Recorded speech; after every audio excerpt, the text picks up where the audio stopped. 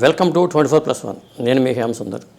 Cinema రంగంలో makeup లేకుండా pack up చెప్పడం చాలా కష్టం. అలాంటి సీనియర్ మేకప్ మ్యాన్ మాధవరావు గారు, ముఖ్యంగా ఆయన సూపర్ స్టార్ కృష్ణ గారికి పర్సనల్ మేకప్ మ్యాన్గా చాలా పేరు ఉంది ఆయనకి. ఇవాళ ఆయనతో మాట్లాడి కృష్ణ గారితో ఆయనకున్న అనుబంధం ఏంటి, సినిమా ఫీల్డ్కి ఆయన ఎలా వచ్చారు, ఈ విషయాలని మనం తెలుసుకుందాం. నమస్కారం మాధవరావు గారు. నమస్కారం. ప్రేక్షక మహాశయులకు నమస్కారం. సార్, మీరు అసలు మేకప్ని ఎందుకు ఎంచుకున్నారు ఫీల్డ్గా? నేను స్కూల్లో చదువుకునేటప్పుడు ఎస్ఎల్సి వరకు చదువుకునేటప్పుడు ఆర్ట్ బాగా తెలుసు నాకు. అక్కడ స్కూలు యానివర్సరీ డేకి వాటికి ఎవరినో మేకప్ మ్యాన్ తీసుకురాకుండా మేకప్ వేయటం స్టార్ట్ చేశాను. అక్కడి నుంచి అలా స్టార్ట్ అయ్యాను. కమ్యూనిస్ట్ పార్టీతో ఎక్కువ అనుభవం ఉంది. ఆ అనుబంధం ఏంటంటే బుర్రకథ నాజరు, రామకోటి అని కమెడియను, వీళ్ళందరూ నాకు బాగా పరిచయం. మా అమ్మమ్మ గారి ఊరు వాళ్ళది. ఏ ఊరండి మీది? మాది రేపల తాలూకా, తెనాలికి దగ్గర రేపల తాలూకా ధూళిపూడి శివారు కొలగానివారిపాలెం అని చిన్న గ్రామం. అక్కడ ధూళిపూడి హై స్కూల్లో నేను చదువుకున్నాను. ఆ డ్రాయింగ్తో అనుబంధం తర్వాత ప్రజానాట్యం మండలి వైపు వెళ్ళిందా? వెళ్ళింది. కమ్యూనిస్ట్ పార్టీలో పనిచేసేవాడిని చిన్నప్పుడు. ఆ అనుబంధంతో వీళ్ళతోటి పరిచయం. అక్కడి నుంచి నేను ఇటు వచ్చాను. మా బావగారు ఉండేవాడు ఇక్కడ, మా సిస్టర్ హస్బెండ్ వైవి రాజు అని, వాళ్ళ ఇంటికి వచ్చాను. ఆయనకి వీళ్ళందరితోటి పరిచయం, ఆత్రేయ గారు వీళ్ళందరితో కలిసి తిరిగేవాడిని. బావగారి పేరేంటండి? వైవి రాజు గారు. వైవి రాజు గారు. ఆయన కూడా చిన్న చిన్న రాశారు. మీరు ప్రజానాట్య మండలి నాటకాలు ఏమైనా వేశారా? ప్రజానాట్య మండలి నాటకాలు చాలా వేశానండి. నాటకాలు ఆత్రేయ గారి నాటికలు ఇవన్నీ చేశాను. అందుట్లో అల్లూరి సీతారామరాజు నాటకానికి చాలా అన్ని ప్రోగ్రామ్స్కి నేనే పనిచేశాను. తర్వాత మా గురువు గారు కూడా ఉండేవాడు, ప్రజానాట్య మండలిలో పనిచేసేవాడు. ఆయన కుమార్ గారని, కుమార్ గారని. ఆయనకి ప్రాక్టికల్ నాలెడ్జ్ ఎక్కువ, థియరిటికల్ నాలెడ్జ్ నాకు ఎక్కువ. అందుకని ప్రాక్టికల్గా నన్ను ఆయన చేతి కింద పెట్టుకొని ఆయనకి నన్ను ఉపయోగించుకునేవాడు. అది నాకు పెద్ద అడ్వాంటేజ్ అయింది. చదువు ఎక్కడ కంటిన్యూ చేశారు మీరు? చదువు ఎస్ఎల్సి తోటి ఆపేశానండి. ఆ తర్వాత నాకు కుదరలేదు. ఫ్యామిలీ బ్యాక్గ్రౌండ్ మా ఫాదరు అక్కడ పంచాయతీ బోర్డు ప్రెసిడెంట్ అండి. 25 సంవత్సరాలు ఏకాగ్రవంగా పంచాయతీ బోర్డు ప్రెసిడెంట్ ఆయన. తర్వాత ఆయన కరణాలు మున్సిపులు చేసే ఈ దస్తావేజులు రాయటం, కొలతలు కొట్టడం, ఇవన్నీ కూడా ఆయన చేసేవాడు. ఊరికి పెద్ద 77 విలేజెస్కి ఆయన ప్రెసిడెంట్. పేరండి ఆయన పేరు? చేబ్రోలు బాపయ్య గారు అని. ఎంతమంది మీరు అన్నదమ్ములు కానీ అక్క చెల్లెలు? 5 అన్నదమ్ములు, 2 అక్క చెల్లెళ్ళు. అంటే ఆర్టిస్ట్ అవ్వాలనుకుని వెళ్ళారా లేకపోతే ఎట్లా? నేను ఊరికే వచ్చాను. అక్కడి నుంచి నేను ఇక్కడ సెటిల్ అయిపోయి ఏదన్నా టైప్ నేర్చుకున్నాం, అది ఇదని చెప్పి అనుకున్నాను. తిలక్ గారితో నాకు పరిచయం. డైరెక్టర్ తిలక్. ఈ ప్రజానాట్య మండలి హేమలత, తిలక్ వీళ్ళందరితో పరిచయం. ఆర్టిస్ట్ హేమలత గారు కూడా రంగస్థలమేనా? రంగస్థలం నుంచి వచ్చిన ఆవిడ. ప్రజానాట్య మండలి పంపరు. హేమలత గారు దేవురండి? హేమలత గారిది ఊరేదో గుంటూరు జిల్లానా? గుంటూరు జిల్లానే అనుకుంటాను. వచ్చిన తర్వాత ఎలా సస్టైన్ అయ్యారు మెడ్రాస్లో? నేను తిరుగుతూ ఉండగా నేను ఎద్దట్లనన్నా చేరదాం. మా బావగారేమో టైప్ నేర్చుకో, అది చేయి అన్నాడు. ఆయనకి తెలియకుండా నేను తిలక్ గారి మేనేజరు బలరామయ్య గారని ఉండేవాడు, ఉదయలక్ష్మి వాళ్ళ ఇంటికి నేను ఎక్కువగా వెళ్ళేవాడిని. అక్కడ వాళ్ళతోటి మాట్లాడి ఎందుట్లో నన్ను పని నేర్చుకుంటానంటే ఎడిటింగ్లో చేరరా బాగుంటుంది అని చెప్పి ఆయన అన్నాడు. సరేనన్నాను. మా బావగారితో బావగారు ఇలా ఎడిటింగ్లో చేరమంటున్నాడు. ఏంటంటే లేదురా, నీకు ఆర్ట్ వచ్చు కదా, కెమెరా మేకప్ మ్యాన్గా చేరని చెప్పి శ్రీకృష్ణ రాయబారం, రఘురామయ్య గారి హీరో సంజయ్, ఈలపాటి రఘురామయ్య గారు అందుట్లో జాయిన్ చేసి. ఏ సంవత్సరం అండి అది? అది ఇంచుమించు 59-60 లోపు. అప్పుడు ఎంత ఉంటుంది మీ ఏజ్? నాది దాదాపు 20 సంవత్సరాలు దాటి. అవును, ఆర్ట్కిను మేకప్కి ఏంటి సంబంధం? ఆర్టిస్ట్ అయ్యి ఉండాలండి. పెయింటింగు ఆర్టిస్టు అయితేనే makeup light and shades work చేయడానికి కుదురుతుంది. అది ఇంచుమించు ఆ రోజుల్లో బ్లాక్ అండ్ వైట్ సినిమాలు కనుక ఇటు ఆర్టిస్టులు ఎలా ఉన్నా కానీ వాళ్ళ లోపాలని సరిదిద్దగల కెపాసిటీ మేకప్ మ్యాన్కే ఉంది. ఇప్పుడు మీరు మేకప్ అసిస్టెంట్గా చేరారా ఆ శ్రీకృష్ణ మేకప్ అసిస్టెంట్గా చేరాను. శ్రీకృష్ణ రాయబారం అసిస్టెంట్గా జాయిన్ అయ్యి అందుట్లోనే డెవలప్ అయిపోయాను. ఆ పిక్చర్లోనే పెద్ద ఆర్టిస్టులకు మేకప్ వేసే లెవెల్కి వెళ్ళిపోయాను. అక్కడే నాకు రాజబాబు తోటి పరిచయం అయింది. మన యాక్టర్ రాజబాబు గారు, ఆర్టిస్ట్ రాజబాబు. ఆయన అప్పటికే వచ్చారా ఇండస్ట్రీకి? వచ్చాడు. అప్పుడు ఈయనతోటి రాజారావు గారి దగ్గర కూడా పనిచేస్తూ ఉండేవాళ్ళం. గరికపాటి రాజారావు గారి దగ్గర. అతను కాకరాల వీళ్ళందరూ ఫ్రెండ్స్ అయ్యారు. అక్కడికి వచ్చి మేకప్ ఏమని అడగటానికి ఒకళ్ళిద్దరి దగ్గరికి వెళ్ళాడు. అప్పుడు కొంచెం రఫ్గా ఉండేవాళ్ళు మేకప్ ఆర్టిస్టులు. అంటే డామినేషన్ ఉండేదా? మేకప్ వాళ్ళు డామినేషన్ ఉండేదా? చాలా ఎక్కువ ఉండేది. అప్పుడు వాళ్ళు ఏమన్నారంటే, కూర్చోవయ్యా చేస్తాను, చేతిలో పని ఉంది అన్నట్టు ఇసుగ్గా మాట్లాడారు. అంటారు వాడు ఫస్ట్ కదా వచ్చాడు రాజబాబు, కంగారు పడి నా దగ్గరకు వచ్చి వాడు యాక్ట్ చేసేవాడు. నమస్కారం అని చెప్పి ఇలా చేతులు ఎత్తి నమస్కారం పెట్టి ఇలా అని, సార్ కూర్చోవచ్చా? ఎందుకు కూర్చోకూడదు? కూర్చో అన్నాను. నాకు మేకప్ వేస్తారని. మేకప్ వేయడానికే కదా అయ్యా ఉన్నాం, చేతిలో పని అవ్వగానే నీకు మేకప్ వేస్తానని అన్న. సాఫ్ట్గా మాట్లాడే వరకే కూర్చున్నాడు. తర్వాత బాయ్ వస్తే కొద్ది టీయో కాఫీయో ఇవ్వయా ఆయనకని అన్న. దాంతో వాడు నాకు బాగా దగ్గర అయ్యాడు. మీ ఇద్దరు ఏజ్ ఒకటేనండి అప్పుడు? ఏజ్ ఇంచుమించు ఒకటే. నేనే కొంచెం పెద్దవాడు అనుకో. అలా ఫ్రెండ్షిప్ ఫ్రెండ్షిప్. తర్వాత కొన్ని సినిమాలకి అదే అది ఏ సినిమా అండి ఫస్ట్ మేకప్ వేసుకుంది ఆయన? రాయబారంలోనే. దీంట్లోనే కృష్ణ రాయబారంలో. అంటే ఫస్ట్ సినిమా ఇది కాదంటారే? ఎవరిది? రాజబాబుది. నాకు తెలుసు. ఇదే ఫస్ట్ సినిమా? ఫస్ట్ అదే చిన్న వేషం, జూనియర్ ఆర్టిస్ట్లో ఒక వేషం. ఇప్పుడు ఆయన మీ రూమ్మేట్ కూడా అని నేను విన్నాను. ఎలా మీ ఇద్దరికి ఎలా ఏర్పడింది అసలు? ఆ రూమ్మేట్ ఎట్లా? అలా ఫ్రెండ్షిప్ డెవలప్ అయింది. డెవలప్ అయితే ఈ కాకరాల వాళ్ళు కూడా రాజమండ్రి వాళ్ళే కదా, కాకరాల వాళ్ళ దగ్గరకు వచ్చి అక్కడి నుంచి రాజారావు గారు 62లోనే ఇప్పుడు చనిపోయారు. చనిపోయిన తర్వాత ఆ ఇంట్లో రాజబాబు కాకరాలు ఉండేవాడు, కాకరాల దగ్గర రాజబాబు ఉండేవాడు. అలా మా అందరం గ్రూపుగా ఉండేవాళ్ళం. ఆ గ్రూప్లో తర్వాత కాకరాలు వేరే ఇంటికి వెళ్ళటం, రాజబాబు ఆ ఇంట్లో ఉండటం, నేను ఆ రూమ్మేట్ని అవటం. తర్వాత రామదాస్ అని ఒక ఆయన డాక్టర్, ఒక ఆయన, ఇంకొక అతను, నలుగురం కలిసి షేర్ చేసుకొని అక్కడ వంట మనిషిని పెట్టుకొని భోజనాలు వండించుకునేవాళ్ళం.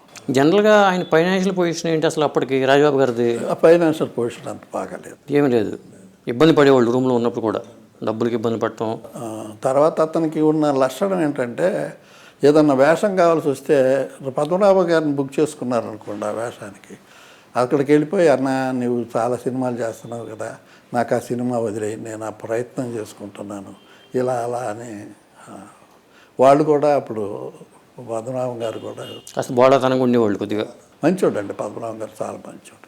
ఇప్పుడు మేకప్ మెన్స్ చాలా సీనియర్లు ఉన్నారు కదండి, వాళ్ళ ప్రభావం మీ మీద ఏమైనా ఉందా అసలు? బాగా ఉండేది. ఎవరెవరు ఉండేవాళ్ళు అప్పట్లో సీనియర్? హరిబాబు గారు అని ఒక ఆయన, తర్వాత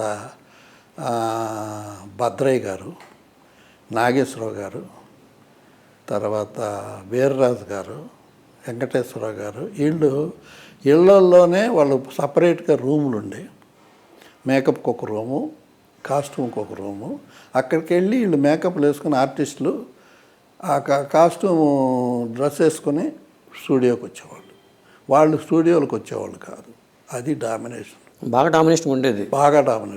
పైగా ఆ రోజుల్లో టెక్నీషియన్ ఎలా ఉండేవాళ్ళు అంటే, మేము అసిస్టెంట్లమే, కానీ ఎర్లీ మార్నింగ్ ఒక కారు వచ్చేది, బాయ్ అందుట్లో వచ్చి లేపేసేవాడు, వెళ్ళిపోయేవాళ్ళు, మళ్ళీ తిరిగి వచ్చేవాళ్ళు.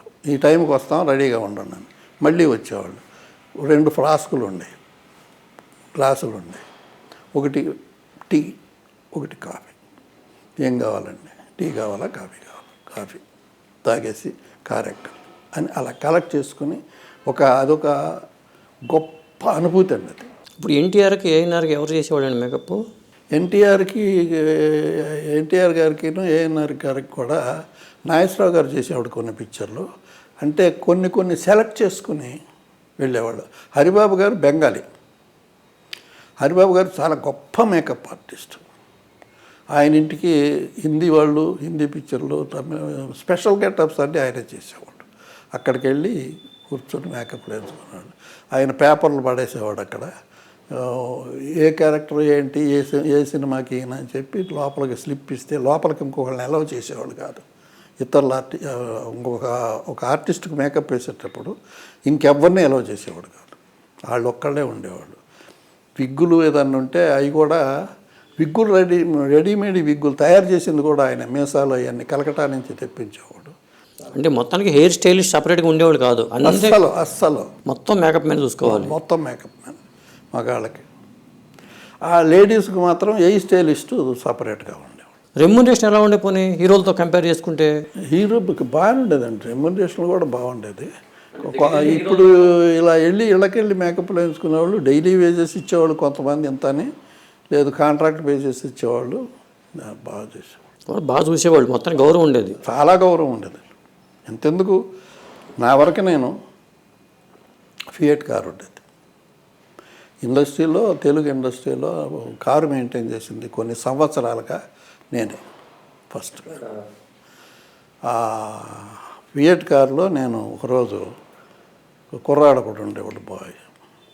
కారు దిగితే అతను బాక్స్ తీసుకుని బయటకు వచ్చాడు. నేను కారు లాక్ చేసుకుని వస్తున్నా. రూమ్కి ఎదురుగ్గా అందరూ ఆర్టిస్టులు ఉన్నారు. ఒకసారి లేచి నిలబడి నమస్కారం పెట్టారు. అక్కడ కొత్తగా మన కోటా శ్రీనివాసరావు ఉన్నాడు. ఆయన కూడా గబక్కన లేచి నిలబడి నమస్కారం పెట్టి నేను వెళ్ళిపోయిన తర్వాత ఎవరైనా ఇలా మేకప్ మ్యాన్ మాధవరావు గారు అని చెప్పారు. అది ఎప్పుడైనా కనిపించినప్పుడు, అది ఏదో సినిమా ఎప్పుడైనా కనిపించినప్పుడు బహుశా అది కొత్తగా వచ్చినప్పుడు అలా ఉండేది మేకప్ ఆర్టిస్టులకి. మేకప్ మ్యాన్కి ఉండాల్సిన లక్షణాలు ఏంటి అసలు? నీట్నెస్, తర్వాత అది క్లీన్నెస్ ఉండాలి. తర్వాత మాట్లాడే విధానం, రిలేషన్షిప్ బాగుండాలి. ఇప్పుడు ఫలానా క్యారెక్టర్ని కృష్ణ గారితో అనుకుంటున్నాం అన్నప్పుడు ఆయన సరిపోతారా లేదా అని మిమ్మల్ని అడిగేవాళ్ళ? మాయదారి స్కెచ్ తీసుకొస్తే నాకున్న నాలెడ్జ్ ఏంటంటే క్యారెక్టర్ వింటే ఊహించుకునేవాడిని, ఆ రూపాన్ని, ఆ గెటప్ను ఊహించుకునేవాడిని. అది ఆయన కృష్ణ గారికి బాగా తెలుసు. స్కెచ్ ఒకటి తీసుకొస్తే బాబు ఇది స్కెచ్, ఈ క్యారెక్టర్ ఇదంటే అలా స్కెచ్ వద్దండి మాధవరావుకి, అతన్ని ఒకసారి పిలిచి కథ చెప్పండి, అతనే చేయిస్తాడని. అలా నేను ఇలా ఈ వర్షంలో నేను వచ్చాను. ఇప్పుడు కృష్ణ గారితో మీకు సినిమా ఫీల్డ్కి రాకముందు పరిచయమేనా? మీది తెనాలే కదా. రాకముందు పరిచయం అంటే ఆయన ప్రజానాట్య మండలిలో ఒక నాటకం యాక్ట్ చేశాడు తెనాల్లో. అది ప్రజానాట్య మండలిలో హీరో ఆయన తీసుకొచ్చి ఈ రాజారావు గారికి పరిచయం చేశాడు. ఆ రైటర్ తీసుకొచ్చారు, లంకిబిందులు రాసిన ఆయన తీసుకొచ్చారు. ఇన్ని తీసుకొచ్చి పరిచయం చేస్తే ఎర్రగా బుర్రగా బాగున్నాడు, సరే తయారు చేద్దాం అని చెప్పి చైర్మన్ నాటకం, కొడాల గోపాలరావు అతని పేరు, రైటర్ పేరు కొడాల గోపాలరావు. చైర్మన్ నాటకంలో హీరో పాత్ర. రిహార్సల్ అక్కడికి వచ్చాడు. వస్తే రిహార్సల్ చేస్తుంటే ఆయన గట్టిగా కేకలేసి కోప్పడి ఇలా మాట్లాడాలా, ఇలా నడవాలి, అలా నడవాలి, ఇలా చెప్పి మొత్తం మీద సాది వాయిస్ బాగా రావాలంటే ఆయన సైకాలజిస్ట్ కూడా, మంచి డాక్టరు, గరికపాటి రాజారావు గారు. ఆర్టిస్టులు తయారు చేయటంలో గొప్పగా తయారు చేసేవాడు. కొట్టేవాడు, కేకలేసేవాడు. సరే ఈయన కేకలేసి ఇదైతే తెల్లవారుజామున ఎర్లీ మార్నింగ్ 5 o'clock అక్కడ కూర్చుని అని ఒక దీన్ని లోపల నుంచి గాలి బయటికి వదలటం. ఆ వదిలితే నీకున్న ఈ కీసురు గొంతు మంచి గొంతు అవుతుంది. కృష్ణ గారికి చెప్పారు గరికపాటి గారు ఇలా చెప్పి కేకలేసి తర్వాత ముద్దు పెట్టుకొని ఆయన్ని టీ తాగించి రేపు సాయంత్రం 6ంటికి రా అని చెప్పి పంపించాడు. అని మేమందరం అక్కడ నిర్గాంతపోయి ఆయన కేకలేస్తే నిర్గాంతపోయి వెళ్ళిపోయాడు ఆయన కృష్ణ గారు.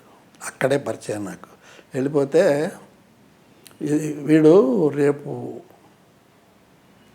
రిహార్సల్ కరెక్ట్ టైంకి వస్తే హీరో అవుతాడు రా ఓహో అని చెప్పి, లేకపోతే వీడు జీరో అవుతాడు అని అన్నీ నవ్వాడు.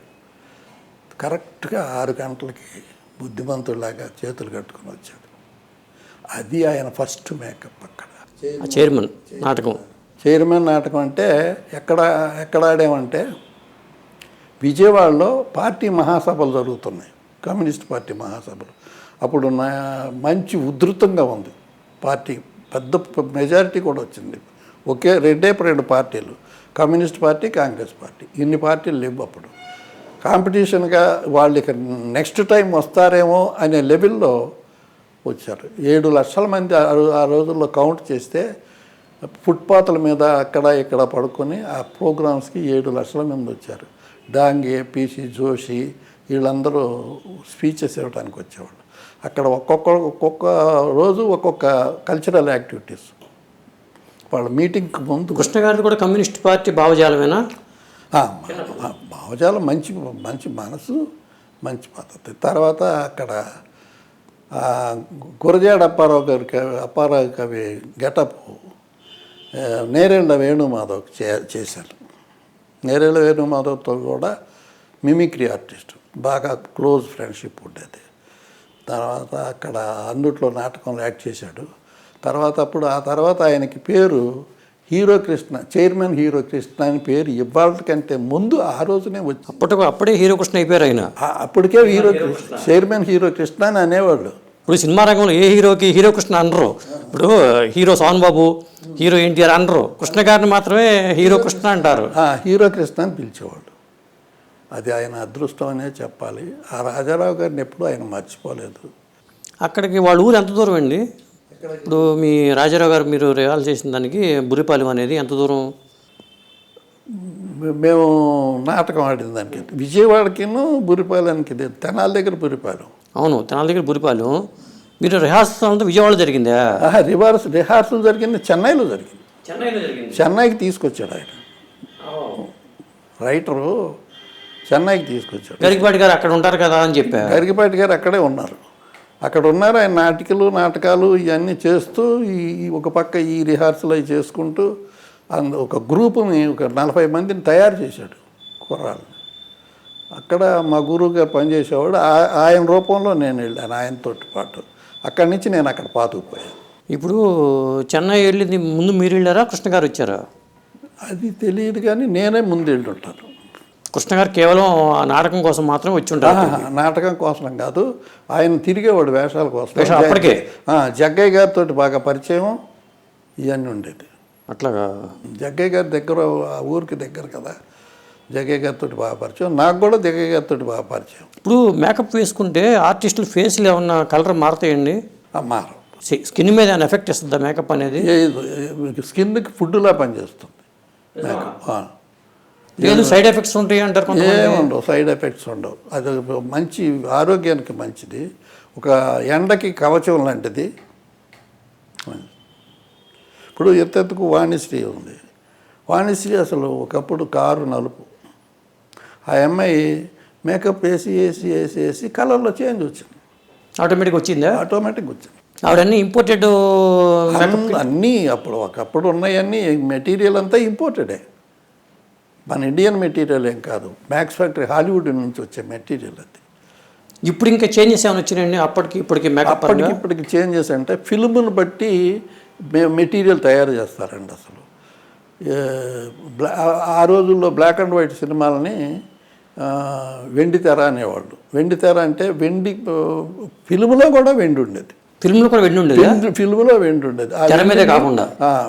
ఫిల్మ్లో వెండి ఉండేదంటే ఆ వెండిని కరిగించి, ఈ ఫిల్మ్ని కరిగించి వెండిని తీసేవాళ్ళు, అమ్ముకునేవాళ్ళు. ఇప్పుడు బ్లాక్ అండ్ వైట్ సినిమాలో ఫిల్మ్లోనేనా లేదా కలర్ సినిమా ఫిల్మ్లో? బ్లాక్ అండ్ వైట్ సినిమాలోనే, only black and white cinema ఫిల్మ్లోనే వెండి ఉండేది. ఆ రోజుల్లో అసలు ఇప్పుడు మీరు బ్లాక్ అండ్ వైట్ సినిమాలు చూస్తుంటే మాయాబజార్ కానీ ఇవన్నీ చూస్తుంటే ఆ ఫేసులు చూడండి ఎంత మెరిసిపోతూ ఉంటాయో. బ్లాక్ అండ్ వైటే కానీ కలర్ కంటే అందంగా కనపడతారు. అది కలర్కి వచ్చేటప్పటికి స్లోగా ఏమైందంటే ఫిల్మ్లో చేంజ్ వచ్చింది. మరి ఫిల్మ్ వేస్టేజ్ అయినప్పుడు చాలా వెండి కూడా వేస్ట్ అయ్యేది కదండి. తీసి కరిగించి వెండి తీసుకుని అమ్ముకునేవాళ్ళు అండి. ప్రొడ్యూసర్స్ కూడానా? ప్రొడ్యూసర్ కొనేవాళ్ళు ఉండేవాళ్ళు, వేరే వాళ్ళు కొనుక్కొని తీసుకెళ్ళి దాన్ని కరిగించి వెండి తీసి అమ్ముకునేవాళ్ళు. ఇప్పుడు మేకప్ పరంగా బ్లాక్ అండ్ వైట్ సినిమాలకి కలర్ సినిమాలు కూడా వేరియేషన్ ఉంటుందండి. వేరియేషన్ గ్యారంటీగా ఉంటుంది. కలర్ కంటే న్యాచురల్ కలర్స్ కొన్ని ఉంటాయి, ఫిల్మ్లో కొన్ని కలర్స్ ఉంటాయి ఆటోమేటిక్గా. కొన్ని కలర్స్ ఒక 3-4 కలర్స్ పర్మనెంట్ ఫిల్మ్లో ఉంటాయి. తర్వాత మనం కలర్ వేసుకునేటప్పుడు డ్రెస్సు వీటిని ఆర్టిస్టు దీన్ని బట్టి కలర్ని బట్టి దాన్ని మనం మేకప్ వేయాలి. ఏ కలర్ ఎక్కువ వేస్తే న్యాచురల్గా ఎక్కువైపోద్దో అది తెలుసుకుని వేయాలి. ఆటోమేటిక్గా వాళ్ళు వచ్చి మనకి ఆర్ఓ వాళ్ళు ఈస్ట్మెన్ కలర్ వాళ్ళు వచ్చి ఫారెన్ నుంచి వచ్చి మనకి ఇది అని ఎక్స్ప్లెయిన్ చేసిన ఉన్నాయి కెమెరామెన్లకి, మేకప్ మ్యాన్లకి. మన మెటీరియల్ గురించి వాళ్ళే వచ్చి కొంత ఎక్స్ప్లెయిన్ చేసేవాళ్ళు. అప్పుడప్పుడు గ్రూపుల్లాగా వచ్చి. ఇంకోటి సార్, ఇప్పుడు కృష్ణ గారితో మీకు అసలు ఎట్లా అనుబంధం ఏర్పడింది? అదే ఆ నాటకంతో నాకు ఫ్రెండ్షిప్ ఏర్పడింది. ఈలోపు నేను పెరగటం, అప్పుడప్పుడు నాతో మాట్లాడటం. ఈ రామలింగేశ్వరరావు గారు అని ఒక ఆర్ట్ డైరెక్టర్ ఉండేవాడు, ఆయన రూములో ఆయన ఉండేవాళ్ళు, వాళ్ళిద్దరు ఫ్రెండ్స్. తెనాలి అయింది కూడాను. ఆ రామలింగేశ్వరరావు నాకు ఫ్రెండ్ అవటం, అలాగా క్లోజ్గా ఉండేవాళ్ళు. ఆ మేకప్ వేసిన పరిచయమే నన్ను అప్పుడప్పుడు కలిసి ఫ్రెండ్లీగా ఉండేవాళ్ళం మేమిద్దరం. ఆయన ఫస్ట్ మేకప్ వేసింది మీరేనా కృష్ణ గారికి? ఆ నాటకంలో వేసింది నేను ఫస్ట్ మేకప్ వేసింది. సినిమా పరంగా చూస్తే? సినిమా పరంగా అంటే పదండి ముందుకు సినిమా చేసి, దానికి నేను జగ్గయ్య గారు ప్రొడ్యూసర్. ఆ సినిమాకి నేను పని చేయలే, జగ్గయ్య గారు మాత్రం నన్ను ప్రత్యేకంగా తీసుకెళ్ళాడు. ఎందుకంటే అప్పుడు ఏదో కలర్లో ఫిలింలో డిఫరెన్స్ వచ్చింది. ఆ డిఫరెన్స్కి తగ్గట్టుగా మేకప్ కావాలి. అందుకని నా ఎక్స్పీరియన్స్కి నాకు పదండి ముందుకు బ్లాక్ అండ్ వైట్ సినిమా కదా, మధ్య మధ్యలో కలర్ ఉన్నట్టుంది. మధ్యలో కలర్ లేదనుకుంటాం, బ్లాక్ అండ్ వైట్. అక్కడ నేను కృష్ణ గారికి అదే మొన్న తెనాలి దగ్గర జరిగింది, తర్వాత ఒంగోలులో జరిగింది. దానికి నేను వచ్చినప్పుడు కృష్ణ గారు నన్ను ఎత్తుక్కుంటూ వచ్చి నాకు మేకప్ ఏ మాధవరావు. దాంట్లో గుంపులో గోవిందేలాగా చిన్న క్యారెక్టర్ అంట కదా, జగ్గయ్య గారి తమ్ముడేమో కొద్దిగా మంచి క్యారెక్టర్ ఇచ్చారట. జగ్గయ్య గారి తమ్ముడికి మంచి వేషం ఇచ్చారు, కృష్ణ.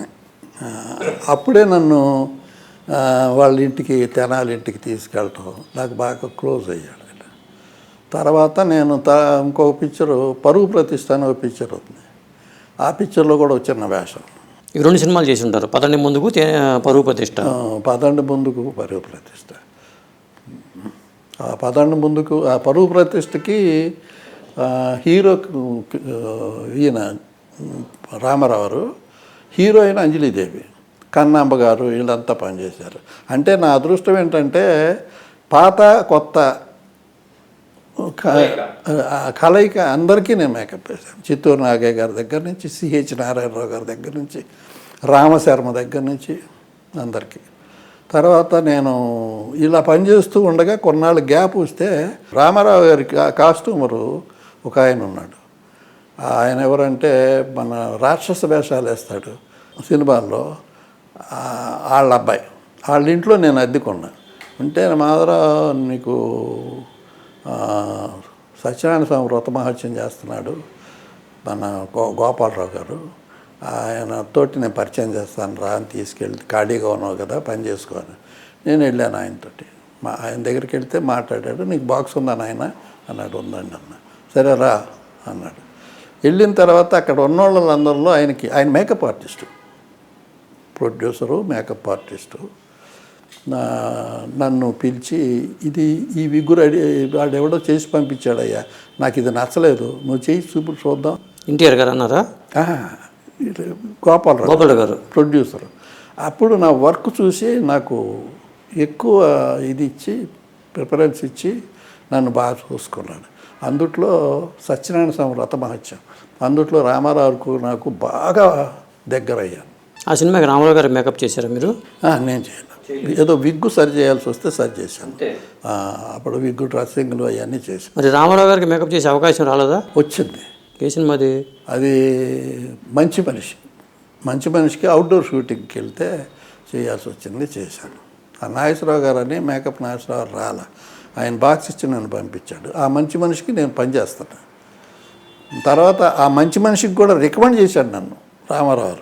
మరి నాగేశ్వరరావు గారికి చేశారా? నాగేశ్వరరావు గారికి అసలు ఎప్పుడు చేయలేదు, ఇప్పుడు రాలేదు కూడా. పైగా మీరు బిజీగా ఉంటుంటారు కదా, కృష్ణ గారు చాలా బిజీగా ఉంటారు, బహుశా ఆ కారణం కూడా కావచ్చు. నేను సాక్షి పిక్చర్ నేను ఫుల్గా చేశాను. వాళ్ళ ముళ్ళపూడ నాకు సాక్షి పిక్చర్ ఎలా వచ్చిందంటే రంగుల రత్నం పనిచేస్తాను.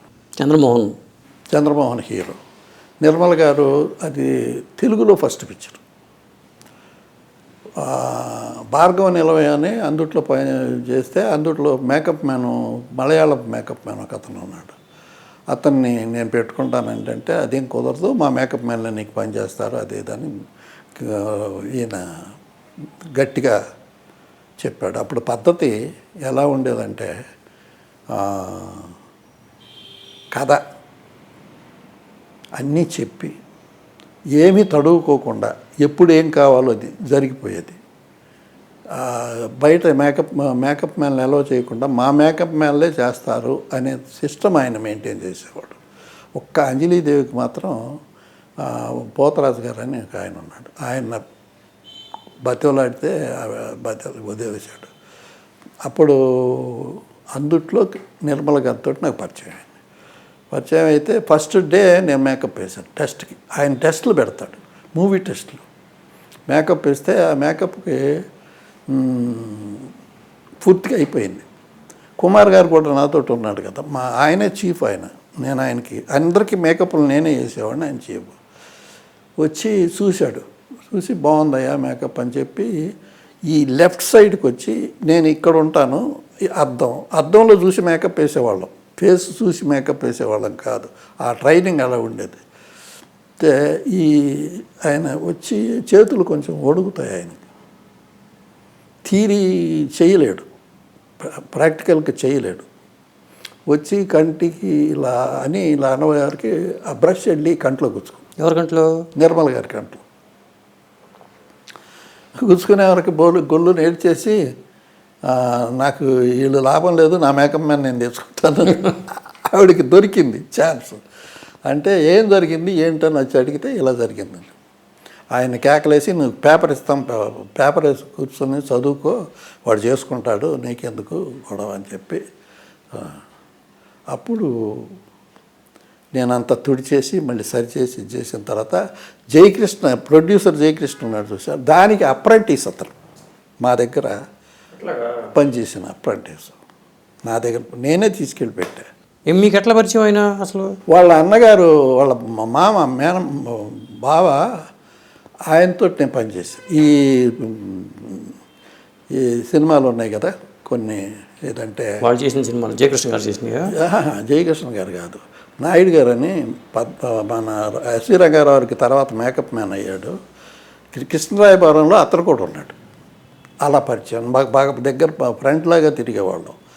అదే ఆయన తీసుకొచ్చి వీడు ఖాళీగా ఉన్నాడు, మీరు మీ చేతి కింద పెట్టుకోండి మాధవరావు అంటే నేను తీసుకెళ్ళి అప్పుడు చెప్పాను.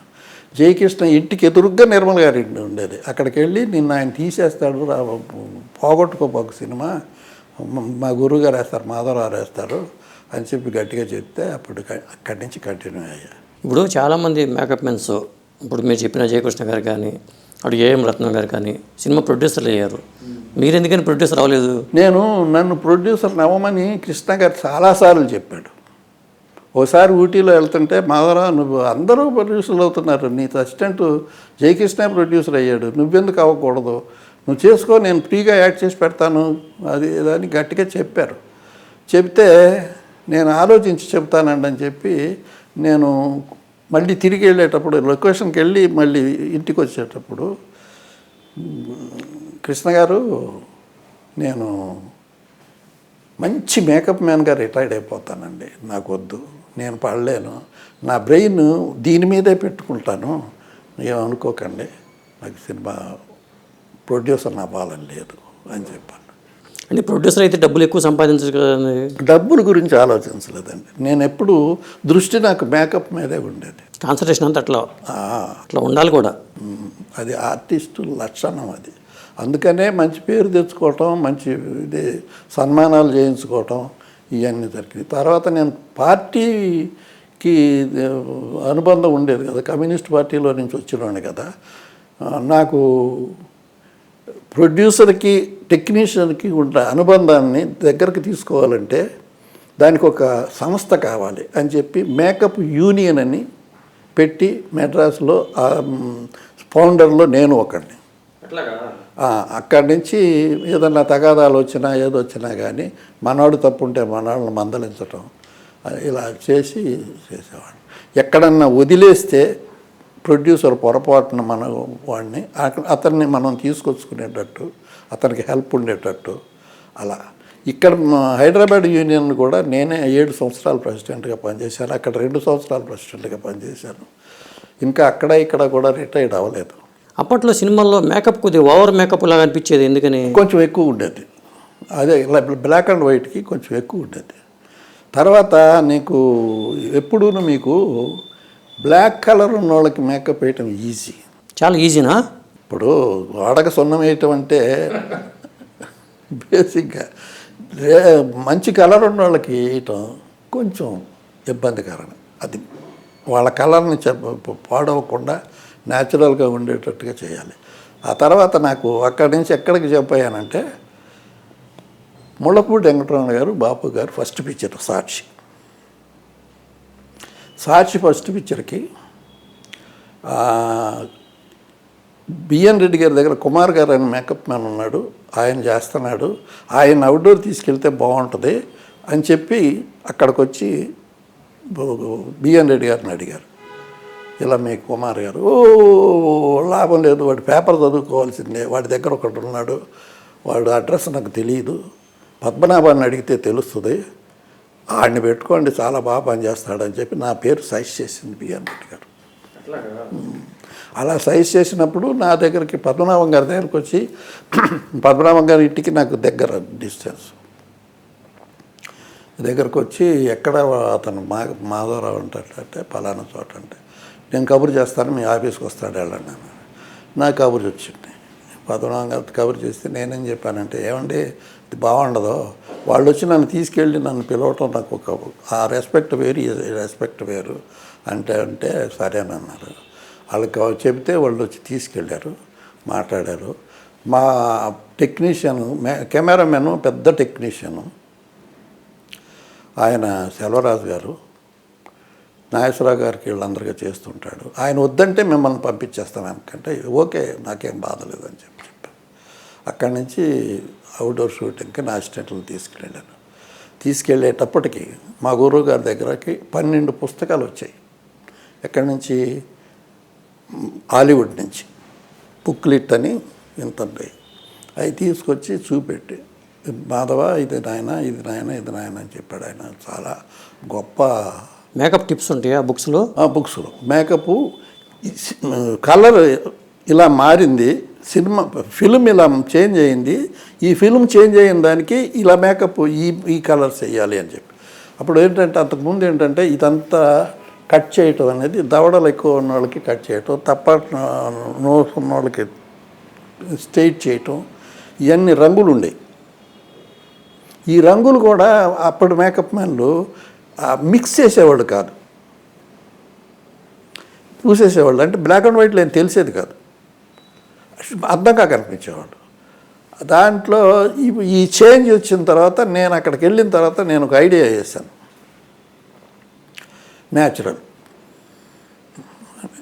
వెళ్ళి భోంచేసాం, రేపు షూటింగ్ భోంచేసాం. వెళ్ళిన తర్వాత నేను రమణ గారి దగ్గరికి వెళ్ళి, సార్ మీరేదో చెప్తా అన్నారు కదండి కెమెరామెన్ గురించి, ఆయన పరిచయం చేస్తా అన్నారు, చేయలేదు. నీ పక్కన కూర్చుని భోంచేశాడు కదయ్యా ఆయనే సెల్వరాజు గారు, ఇది మేనేజర్ నుంచి పంపించాడు. పంపిస్తే నేను వెళ్ళి నమస్కారం అండి అన్నాను. కూర్చున్నాను. ఏంటి మేకప్ చీఫ్ని పని చేయడానికి వచ్చాను. ఎక్కడెక్కడ చేశారు ఏంటి అని, ఈ పలానా సినిమాలు చేశాను. ఓకే రేపు చూద్దాం. లేదండి మీతో చిన్న విషయం మాట్లాడాలి. ఏంటి? మీరు ఇంతకుముందు చూసిన మేకప్లు నేను వేయనండి. అదేంటి అన్నాడు. Entirely difference. మీకు లైట్ అండ్ షేడ్స్ ఉంటాయండి, కనపడవు. న్యాచురల్గా ఉంటుంది నా మేకప్. ఓహో అలాగా, డూ ఇట్, చూస్తాం అన్నాడు. సరే. ఫస్ట్ ఆ సినిమాకి ఓపెనింగే నిర్మల్ గారి మీద స్టార్ట్ అయ్యి చేశాను, పంపించాను, పిలిచాడు, వెళ్ళాను. చూడండి, కెమెరాలో చూడండి ఒకసారి ఎలా ఉందో, మీకు తృప్తిగా ఉంటే నేను తీసేస్తాను అన్నాడు. ఓకే అని నేను చూశాను. కొంచెం ఈ ఈ లైట్ని కొంచెం ఇలా చేయండి, ఇలా చేయండి, నాకు తోచింది చెప్పాను. ఓకే డూ ఇట్ అని చేస్తాను అని చెప్పి చూసి అవి సరి చేసి చూడండి అన్నాడు. చూశాను. ఓకే అన్నాను. మీ పేరు వెళ్ళిపోండి అన్నాడు. అందుట్లో Jagga Rao Anand Mohan, lorry driver, cleaner,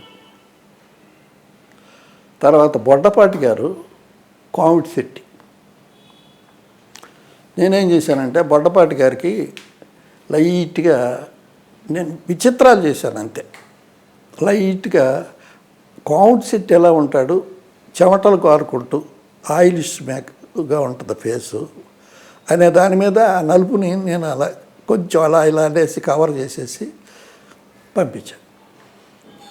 వచ్చి అందరు నిలబడి ఉన్నాడు. ఇన్ డిఫరెన్స్ నేను పిలిచాడు సెల్వరాజు గారు. సార్ ఏంటి అతన్ని అలాగే వదిలేశారు, ఆయిలిష్గా ఉన్నాడు, అదేంటను. అతను కామెడీ సీట్ సార్. అయితే ఇప్పుడు నాకు ఫ్రేమ్లో ఇలా కనపడతారు, ఆడు నల్లగా ఉన్నాడు, ప్రేక్షకుడి దృష్టి కంప్లీట్గా అక్కడికే వెళ్ళుద్ది, వీళ్ళందరూ పోతారు కదండి అని అన్నాడు. సార్ కళలో లీనమైన వాళ్ళు పోరండి, కామెడీ సీట్ని ఎలా చూడాలో అలాగే చూస్తారండి, అది నా దృష్టి, మీరేమంటారు? ఓహో ఓకే చేస్తాను. దగ్గర వచ్చాడు. వాళ్ళందరికీ మేకప్ బ్రహ్మాండంగా వేసావు, నాకేంటి ఎలా వేసావు అని గబగబా తుడిచేసి నేను వేసింది, నాకు కూడా అలాగే అయిపోయినాడు. సరే పూసేసి పంపించేసి సెల్వరాజు గారు పిలిచారు. సార్ ఏంటది, మీరు ఇన్ని చెప్పారు కదా, ఆడు లారీ డ్రైవర్ అండి, ఎందుకు అలా పూశారు అన్నాడు. నేను పోయలేదు సార్, ఆయన కోపడ్డాడు నా మీద, నేనేం చేయలేక అలా చేశానన్న. జగ్గారావు గారు వారు చెప్పింది చీఫ్ అండి, ఆయన చెప్పింది మీరు వినండి.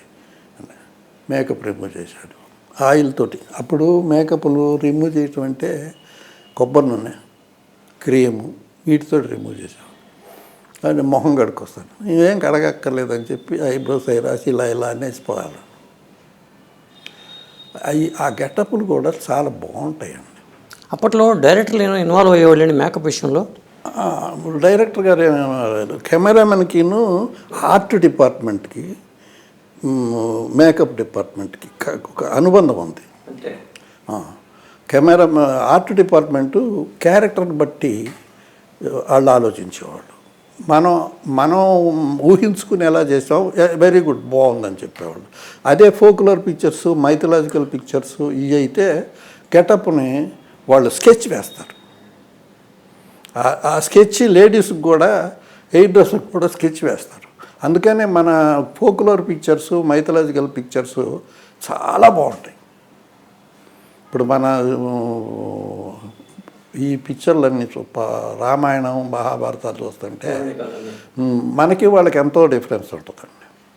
మంది ఆర్ట్ ఎలా ఉంటుందంటే రవివర్మని దించుతాం, ఆ ముడులు, ఆ పద్ధతులు, ఆ డ్రెస్సులు, ఆ రవివర్మని దృష్టిలో పెట్టుకుంటాం. తర్వాత ఇంకోటి బెస్ట్ ఇదేంటంటే కొలతలు ఉన్నాయండి. శోభన్ బాబు గారికి అప్పుడప్పుడు ఫోర్ హెడ్ ఇంతే కనపడుతుంది విగ్గు పెడితే, అది కాదండి. నోస్ ఎంతో, ఫోర్ హెడ్ అంత ఉండాలి, ఇదంత ఉండాలి. ఇది ఆర్టిస్ట్ అయినోడికే తెలుస్తుందండి. మంచి విషయాలు. విగ్గును పెట్టడానికి అలా చూసుకుని పెట్టాలి. మీరు ఎక్కడైనా విగ్గు చూడండి, కృష్ణ గారి విగ్గులు చాలా బాగుంటాయి నా దృష్టిలో. అదే శోభన్ బాబు గారి విగ్గులు దెబ్బతింటాయి. నేను చేశాను శోభన్ బాబు గారికి 2-3 పిక్చర్లు చేశాను. ఏ సినిమాలండి ఇవి? రిపబ్లిక్ సీతారాం గారి పిక్చర్. అందుట్లో అందరికీ నేనే చేశాను. అంటే హెవీగా అనిపిస్తుంది సోమబాబు గారి మేకప్ విగ్ ఏంటంటే హెవీగా అనిపిస్తుంది, న్యాచురాలిటీ ఉండదు. కృష్ణ గారి విగ్గు కృష్ణ గారికి ఆ తర్వాత సాక్షి నుంచి బయటకు వచ్చిన తర్వాత కృష్ణ గారికి అసాధ్యుడు వచ్చింది. నా దృక్పథం ఏంటంటే నేను ఫుల్ పిక్చర్ మేకప్ మెన్గా పనిచేయాలి, పర్సనల్గా ఉండకూడదు. పర్సనల్గా సాక్షి నుంచి ఇది స్టార్ట్ అయిందా? సాక్షి నుంచి మళ్ళీ సినిమాలకు స్టార్ట్ అయ్యాను నేను కృష్ణ గారికి. అదే నా సాక్షి సినిమా నుంచి మీరు కృష్ణ గారు పర్సనల్ మేకప్ మెన్గా మారిపోయి అలాగా. తర్వాత ఫస్ట్ పిక్చరు, రెండో పిక్చరు కృష్ణ గారికి అంతకుముందు డూండి గారి పిక్చర్లో పనిచేసేవాడు రాజన్ అని అతన్ని పెట్టుకుందాం అనుకున్నాడు, ఏది అసాధ్యుడికి. అప్పుడు నేనేం చేశాను, కబురు చేశాడు, జయకృష్ణ చేతే కబురు చేశారు. జయకృష్ణ వచ్చి నిన్ను బతంలాడుతున్నారు, మీ వాళ్ళే కదా, ఏది నెల్లూరు కాంతారావు కమ్యూనిస్టే కదా, పిలుస్తున్నారు వచ్చి చెయ్యాలంటాను. ఈ రాజన్ అనే అతను ఊటీ వెళ్ళిపోయాడు, ఆయన లేడు. కృష్ణ గారికి ఇక ఎవరితోటి చేయించుకోవాల్సిన ఇది లేదు, రాజనేమో అక్కడ చేసి ఉన్నాడు కనుక నన్ను పెట్టుకోమని ఫోర్స్ చేశాడు కాంతారావుని. అక్కడ మా గురువే పనిచేస్తున్నాడు కుమార్ గారు. నేను సాక్షికి వెళ్ళి వచ్చిన దగ్గర నుంచి డివైడ్ అయిపోవాలని డిసైడ్ చేసుకున్నా. ఆయన దగ్గర ఉంటే నా పెరుగుదల కనపట్టలేదు అనే దాని మీద డిసైడ్ చేసుకున్నా. అప్పుడు ఆయన ఏం చెప్పాడంటే, ఒక్కసారి ఆఫీస్కి రమ్మని కబురు చేశాడు. వెళ్ళా. కృష్ణ గారేమో చాటును కూర్చుని ఉన్నాడు. కాంతారావు వెళ్ళి, నువ్వు ఎట్టి పరిస్థితుల్లోనూ చెయ్యాలా, నీకు మంచి అమౌంట్ ఇస్తాను, మీ గురువు గారే కదా, నీకు చీఫ్ని చూసినట్టే చూస్తాను, నేను ఇప్పుడే కదండి కొన్ని పిక్చర్లు చేసి వచ్చాను, మళ్ళీ కాదు నీకు ఇచ్చే రెస్పెక్ట్ నీకు ఇస్తాను, చేసుకో. సరేనన్న. కృష్ణ గారు నవ్వుతూ బయటకు వచ్చి, కాదంట వెంటయ్యా చెయ్యి అన్నాడు. సరేనని చేశాను. అందుట్లో నా లైఫ్కి టర్నింగ్ పాయింట్ ఏంటంటే, అసాధ్య సినిమా ఇది సాక్షి పిచ్చినప్పుడు ఆయన నన్ను బాగా ఆయన మెచ్చుకున్నాడు. మెచ్చుకున్న తర్వాత సెల్వరాజు గారు ఒక ఆర్వో ఫిల్మ్స్ వాళ్ళలో ఈస్ట్మన్ కలర్ వాళ్ళలో ఎవరో వచ్చి విజయవాడలో ఒక మీటింగ్ పెట్టారు. అందరూ కెమెరామ్యాన్లు పిలిచి ఆ ఫిల్మ్ గురించి ఎక్స్ప్లెయిన్ చేయడానికి ఫారెన్ నుంచి వచ్చారు. వాళ్ళు విజయవాడ వచ్చారు పనోరమా హోటల్కి. అక్కడికి వెళ్ళి సెల్వరాజు గారు మాట్లాడడంలో, ఇతను మేకప్ మ్యాన్ మాధవరావు అనే అతను వచ్చాడు, చదువుకున్న కుర్రాడు, ఆ థియరీ బాగా తెలిసినవాడు, కలరు ఫిల్ము ఇది ఏంటనేది అతనికి బాగా తెలుసు, సాక్షి పిక్చర్కి చాలా బాగా చేస్తున్నాడు, మేకప్ వేసినట్టు ఉండదు, న్యాచురల్గా ఉందని చెప్పేవరకు ఒక్కసారి గుప్పం ఉంది ఇండస్ట్రీకి. అదొక టర్నింగ్ పాయింట్. ఈ అసాధ్యుడికి ఫస్ట్ విగ్ ఆయనకి పెట్టింది కృష్ణ గారికి. విగ్ లేదు. విగ్గు పెట్టి ఆయన కాంతారావు గారు మామూలుగా ఇది కదా, కమ్యూనిస్ట్ కదా, ముహూర్తం ఏం లేదు, లైటింగ్ చేస్తున్నారు స్వామి. లోపలికి వెళ్తే టైం ఉందనంటే మేమిద్దరం కలిసి ఫ్లోర్లోకి వెళుతూ ఉండగా రామానాయుడు గారు ఎదురయ్యి, కృష్ణ ఎవరు నీకు మేకప్ వేసింది, విగ్గు చాలా బాగుందే, న్యాచురల్గా ఉంది, ఎవరు మేకప్ వేశారంటే ఇతనే, కంటిన్యూ చెయ్యి, చాలా బాగుంది, ఎర్ర రంగులు ఏమీ లేవు, కంకర రంగులు పూసేస్తున్నారు, బాగుంది, చాలా బాగుంది అన్నాడు. అక్కడి నుంచి ఫ్లోర్లోకి వెళ్ళే వరకు టైం ఉందంటే పక్కన ఒక ఫ్లోర్లో విఠలాచారి గారి షూటింగ్ జరుగుతుంది. అక్కడికి వెళ్ళాం, రమ్మన్నాడు, తీసుకెళ్ళిపోయాడు. అయితే విఠలాచారి గారు పరిగెట్టుకుంటూ వచ్చి, ఎవరా నీకు మేకప్ వేశారు, అద్భుతంగా ఉందే, ఎర్ర రంగు పూసేసిన ప్రాణాలు తీస్తున్నారు వీళ్ళు అని కంపేర్గా చూపెట్టాడు. మైండ్లో పడిపోయింది కృష్ణ గారికి. ఇంకా ఎవరి మాట ఆయన లేదు. అలాగా స్టాండ్ అయిపోయి చేశాను. తర్వాత ఇప్పుడు ఇక ఈ సినిమాకి the good bad and ugly, Mackenna's gold, treasure hunt, ఈ 3 సినిమాలు కలిపి మోసగాడు మోసగాడు. ఇప్పుడు ఆ సినిమా ఈ నెల 27వ తారీఖుకి 50 ఏళ్ళు పూర్తయిపోతుందండి.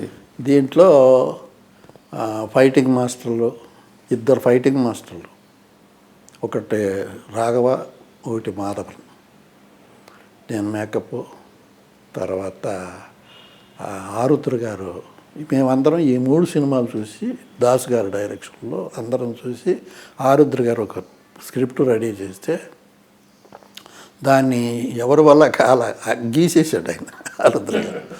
సరే నేను విలేజ్ నుంచి చదువుకొని వచ్చినాను కదా, నేను రాస్తానండి అని చెప్పి 2 కాపీలు తీసి ఇచ్చాను. అక్కడ అప్పుడు అసిస్టెంట్ డైరెక్టర్లో వైఎస్ఆర్ ఆంజనేయులు, మొన్న ఈ మధ్య చనిపోయాడు ఆయన, వైఎస్ఆర్ ఆంజనేయులు వీళ్ళంతా ఉన్నారు. తర్వాత ఆ సినిమాకి ముందు అత్తగారి కొత్త కోడలు అనే సినిమా చేశాడు ఆయన. అక్కడ నాకు అక్కడ కెమెరామెన్ వెంకటరత్నం గారు అని కొంచెం కోపిష్టి. వెంకటరత్నం గారు ఎవరినో రికమెండ్ చేశాడు మేకప్ మ్యాన్. ఆయన ప్రొడ్యూసర్ ఏమన్నాడంటే, నిర్మలకి కృష్ణకి ఒకళ్ళే మేకప్ మ్యాను, అతన్నే పెట్టుకుంటాను నేను అన్నాడు. సరే కృష్ణదారితో మాట్లాడదామని వచ్చాడు.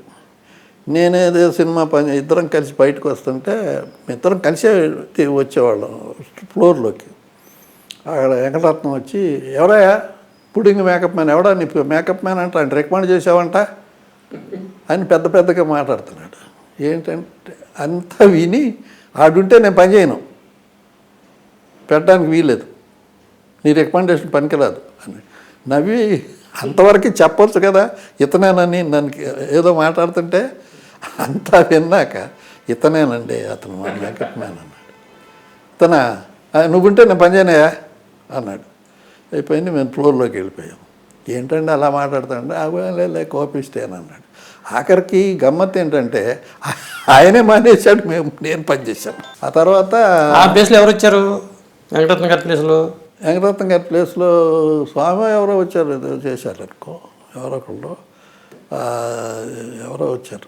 తర్వాత ఇది ఎందుకు చెప్పానంటే, ఆ కెమెరామెన్ చాలా మంచి కెమెరామెన్. వెంకటరత్నం అంటే మన స్వామికి కూడా గురువులు అంటాడు, విఎస్ఆర్ స్వామి గారు కూడా. సరే అయిపోయింది.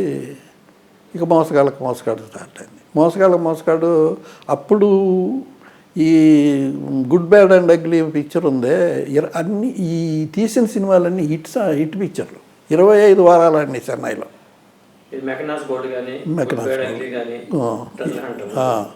తర్వాత అసలు కృష్ణ గారికి కూడా ఇందుకు వచ్చిందేమో అని అనుకుంటారు ఐడియా. ప్యానిక్ ఇన్ బ్యాంకాక్ అని టూండిగర్ 116 తీశారు, గోల్చారి 116. అందుట్లో సూట్ వేసుకుంటే కృష్ణ గారు లాగానే ఉంటాడు ఒక అతను హీరో. అలా గొప్పగా ఆడింది సినిమా. 116 100 days ఆడింది సినిమా. అది దాన్ని బట్టి తీశాడో ఏదో, మొత్తం మీద ఆయనకి ఆ కోరిక కలగటం చాలా గొప్ప విషయం. అసలు అప్పుడు దాకా కౌబాయ్ సినిమాలు అనే కాన్సెప్ట్ లేదు కదా తెలుగులో. లేదు, ఆ ఇంగ్లీష్ పిక్చర్లు చూసిన తర్వాత వచ్చిన కాన్సెప్టే. తర్వాత ఆయన చేసి నేనేం చేశాను, అది బాగా ఫాలో అయ్యాను కదా. 25 వారాలు ఆడిన సినిమా 2-3 సార్లు చూశాను కదా. వాళ్ళు ఇంగ్లీష్ వాళ్ళకి షేవ్ చేస్తే మంచి కలర్ కదా, ఈ లైట్గా గ్రీన్ షేడు కనపడుతుంది. నేను ఆర్టిస్టులందరికీ ఆ షేడును ఇంక్లూడ్ చేసి ఆ గెటప్స్ దించేశాను ఫస్ట్ డే షూటింగ్. ఈ వెంకటరత్నం గారు లోపలికి వెళ్ళి, ఓపెనింగ్కి అందరిని పిలుస్తారు కదా, లోపలికి వెళ్ళి చూసి, ఎవరు మేకప్ అంటే పలానా, ఎక్కడున్నాడు అని చెప్పి గబగబా ఎదురై గట్టిగా వాటేసుకుని, చాలా బాగా చేసావయ్యా, నేనేమో అనుకున్నాను నీ గురించి, చాలా బాగున్నాయి గెటప్స్, అదిరిపోయినాయి. అలాగా ఆ మోసగాడు స్టార్ట్ అయింది. ఇది విఎస్ఆర్ స్వామి గారు కదా కెమెరా దానికి. తర్వాత ఆయన అద్భుతంగా ఖర్చు పెట్టాడు, డేరింగు. డిజర్ట్లో తీసాం సినిమా. డిజర్ట్ నుంచి సిమ్లా వెళ్ళాం. చూడండి ఎంత డిఫరెన్సో. మంచి హీటులో నుంచి సిమ్లాలో గజ గజ గజ గజ వణికే ఇది అక్కడ సాంగు బిట్టులు ఏదో 2 తీశారు. మేము Hiralal master dance master Hiralal master తోటి మేము వెళ్తే చైనా బోర్డర్ దాకా తీసుకెళ్ళి అక్కడ తీయాలని అలా వెళుతూనే ఉన్నాం. ఆయన ఒక కుంపట పెట్టుకున్నాడు చలిగాగుతూ బస్సు అంబాసిడర్ కారు అక్కడ దిగి ఒక చోట కెమెరా అంతా అరేంజ్ చేసుకుంటుంటే వాళ్ళు సోల్జర్స్ వచ్చారు, మన ఇండియన్ సోల్జర్స్. ఏంటి మీరు ఈ డ్రెస్సులు ఏంటి, మీరేంటి ఇక్కడ షూటింగ్ ఏంటి, చచ్చిపోతారా మీరు, అసలు చెప్పు ఈ షూ వేయకూడదు, ఈ గ్లౌజ్ లేకుండా ఉండకూడదు, వైట్ అయి కళ్ళు పోతాయి అని చెప్పి గొడవ చేశారు. మాకు నిజంగానే వైట్ మాస్టర్ గారు ఎల్లోగా కనిపించింది. అయ్యి బాబోయ్ ఇంకేముంది అయిపోతామని చెప్పి గబగబా 4-5 షాట్లు తీసి పరిగెట్టుకొచ్చేసాం. అంత డేర్ చేసేవాడు ఎక్కడికైనా. అదే డిజర్ట్ నుంచి అసలు అక్కడ కారులో వెళ్ళామండి. కారులో వెళ్ళటం మాటలా సిమ్లాకి. అదే చిన్నవాళ్ళు ఉంటే అసిస్టెంట్ కృష్ణ గారికి అసిస్టెంట్ రాము అని కుర్రాడు, ఒరే నువ్వు పనికిరావురా, నువ్వు అక్కడికి వస్తే చచ్చిపోతావు, నువ్వు వెళ్ళిపో అని చెప్పి పంపించేశాడు. అలాంటి చలిలో కూడా విచిత్రంగా తీసుకెళ్ళి చేసి తర్వాత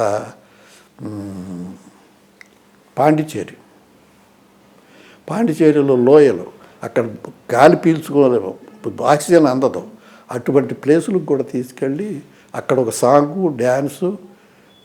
హీరాలాల్ మాస్టర్ గ్రూపుని పెట్టాలనుకుని అందరినీ పిలిచి నన్ను కూడా పిలిచి శంకన్న బాబు మమ్మల్ని అందరినీ వేషాలు కోయోళ్ళ వేషాలు వేయించి డ్యాన్సులు చేయించాడు. అక్కడతోటి అది క్లైమాక్స్. అక్కడ అంటే అప్పట్లో ఈ సినిమా విధంగా పెద్ద ట్రెండ్ సెట్టర్ అనుకోవాలి.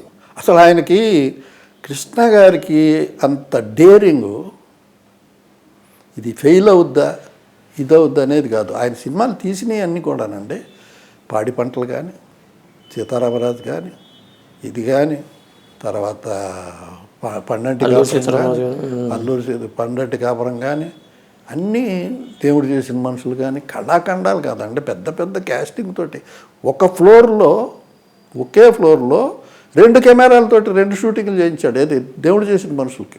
ఎప్పుడు వచ్చిందండి డేరింగ్ అండ్ డాషింగ్ అని సినిమా?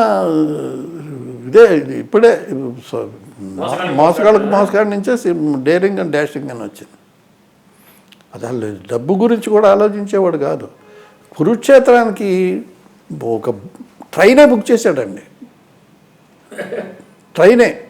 అందుట్లో గుర్రాలు, తర్వాత కాస్ట్యూమ్స్.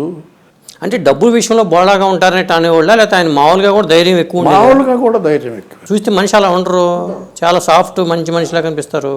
చాలా ధైర్యం. తమ్ముళ్ళు కూడా ఇద్దరు ఆయనకి అనుబంధం, రామలక్ష్మణులాగా ఉండేవాళ్ళు. వాళ్ళు మంచిది, వాళ్ళు నన్ను సొంత ఫ్యామిలీలో మెంబర్గా చూసుకునేవాళ్ళు వాళ్ళందరూ. తర్వాత ఈ నిర్మల్ గారు కూడా సొంత బ్రదర్లా ట్రీట్ చేసేది. అప్పటి నుంచి నన్ను వదలలేదు. సార్ మీ వయసు ఎంత అండి అసలు?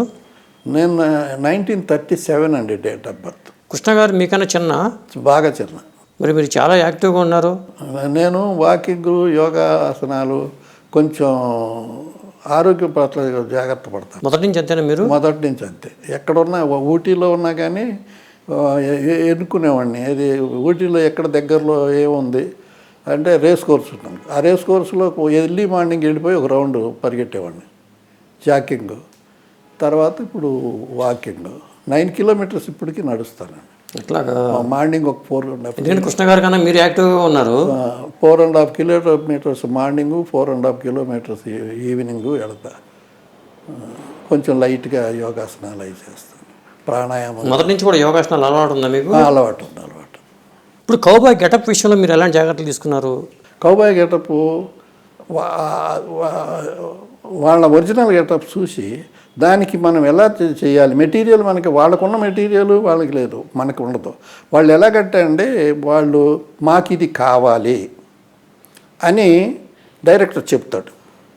చెప్తే అది నోట్ చేసుకుంటారు. నోట్ చేసుకుని ఫ్యాక్టరీ ఉంటుంది, ఆ ఫ్యాక్టరీకి ఇది పంపుతారు, ఇది కావాలి అని. అక్కడికి పంపినప్పుడు వాళ్ళు మెటీరియల్ తయారు చేసి ఇస్తారు. ఆ తయారు చేసింది ఒకళ్ళిద్దరు కలిసి కూర్చొని అన్ని ఇది చేస్తారు, మేకప్ వేస్తారు. మనకు అది లేదు కదా. ఒకసారి మనకి సమయస్ఫూర్తి, ఆలోచన, థాట్, ఇది ఏం చేస్తే ఇలా వస్తుంది అనేది ఊహ. ఆ ఊహ మనకి మంచిదై ఉండాలి. ఒకసారి కృష్ణ గారి ఫస్ట్ పిక్చర్, సొంత బ్యానరు, ఆ పిక్చర్కి ఊటీలో పిక్చర్ స్టార్ట్ అయింది. స్టార్ట్ అయితే అసిస్టెంట్ డైరెక్టర్లు ఎప్పుడు ఏం చెప్తారంటే, లొకేషన్కి వెళ్ళేటప్పుడు ముందుగానే ఒకరోజు ముందుగానే మనకి రేపు మనకి ఈ మెటీరియల్ కావాలి, స్పెషల్స్, ఇది బ్లడ్ కావాలి, ఇది కావాలి, ఇది కావాలని చెప్తారు. అది చెప్పాల. అక్కడికి వెళ్ళే వరకు బ్లడ్ అవసరం అయింది. కంగారు పడుతూ వచ్చి, మాధవరారు ఇలా పొరపాటు అయిపోయింది, మీతో చెప్పలేదు బ్లడ్. అరే ఏమన్నా తెచ్చారా బ్లడ్, మీరు ఎందుకు బాక్స్లో ఉంచుకోలేదని కుర్రాళ్ళని కేకలేశాను. ఉండాలి కదా, వాళ్ళు అడగక్కర్లేదు, మనం ఎప్పుడు లేదనకూడదు, ఉండాలా. ఏదైతే తేలేదండి, మర్చిపోయామండి, బాక్స్ తేలేదండి, ఊరి మీద దుంపలే. కానీ మేము వచ్చేటప్పుడు అక్కడ చిన్న కొట్టు కనిపించింది, ఏది సిగరెట్లు ఈ అమ్మే కొట్టు. ఒక కుర్రాన్ని పంపించి అర్జెంటుగా అక్కడ తిలకం దొరుకుద్ది అని తీసుకురారా ఉంది. ఓ 4-5 బాటిల్స్ కొనిపెట్టి తీసుకొచ్చి 5 పోసాం. ఇది కావాలి, అదే ఆ సమయస్ఫూర్తి ఉండాలి, సమయస్ఫూర్తి ఉండాలి. అలాగే ఈ మోసగాడు కూడా ఆ డిజర్ట్లో ఎండిపోయిన పెదాలు పగిలిపోయి గెటప్ చాలా అద్భుతంగా వచ్చింది. అద్భుతమైన గెటప్ అంటే ఇది అన్నిటిలో చాలాసార్లు చెప్పాను అనుకోండి. ఇది ఇంపార్టెంట్. ఇండోర్ వేసాం, అయిపోయింది. అవుట్డోర్లో డిజర్ట్లో ఇది అయిపోతే స్వామి అన్నాడు, సాయంత్రం పూట నాకు కబురు చేశాడు జయకృష్ణ అసిస్టెంట్ వచ్చి, ఇక్కడేముందండి, కిష్కో ఉందా. నేను నా అసిస్టెంట్లు కూడా నేనేం వేస్తున్నానో తెలియనిచ్చేవాడిని కాదు.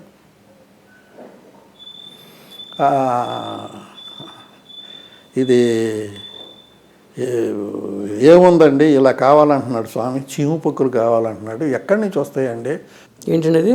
చీము పక్కులు. చీము పక్కులు అక్కడక్కడ చీము పక్కులు ఉంటే ఈ పగిలిపోయి ఉంటుంది కదా ముఖం అంతాను, ఉంటే బాగుంటుందండి అని అంటున్నాడు. ఏం చెప్పాలా నాకు అర్థం కాలేదు అని చెప్పి, అలాగంటారులే, ఏముంది, ఏం చేస్తాం మనం అని ఆలోచనలో పడ్డా. సరే అప్పుడు నేను తీసుకుంటున్నాను, తినటానికి చికెన్ తెచ్చి పెట్టమంటారా అది ఇది అన్నాడు. అని వద్దులే అన్న, వెళ్ళబోతున్నాడు. స్ట్రైక్ అయింది నాకు, అది కావాలి. వెంటనే వెనక్కి పిలిచి, అతను చెప్పినప్పటి నుంచి ఆలోచిస్తున్నాను. నేను నంజుకోవటానికి బఠానీలు తెచ్చిపెట్టాను. జయకృష్ణ అన్న, అదేంటండి బఠానీలు అంటే, కావాలి తెచ్చిపెట్టాను. తీసుకొచ్చాడు. బఠానీలు పైపూర ఎలా ఉంటుంది, ఎల్లోయిష్గా ఉంటుంది. ఒలిస్తే ఎలా ఉంటుంది, రౌండ్గా వస్తుంది. సరే నేను ఒలిచి ఒక అగ్గిపెట్టెలో పడేసి మేకప్ బాక్స్లో పడేసాను నైట్. నెక్స్ట్ డే మార్నింగ్ మేకప్కి వెళ్ళాము, మేకప్ చేసేసాను. లొకేషన్లో పెడతానులే 30 అన్నాను, పెట్టండి అన్నాడు. అది వచ్చి అగ్గిపెట్టి ఓపెన్ జయకృష్ణ అని చేశాడు అన్నాడు. గమ్ము అలా అని ఇక్కడొకటి పెట్టాడు. అద్భుతం అద్భుతం అన్నారు. అది సమయస్ఫూర్తి. మెటీరియల్ కూడా నేను ఫారెన్ నుంచి ఏం తెప్పించాను, మనకి తెలిసిన మెటీరియల్నే, మనం చూసుకున్న మెటీరియల్నే, దీంతోటే నేను మేకప్ వేశాను.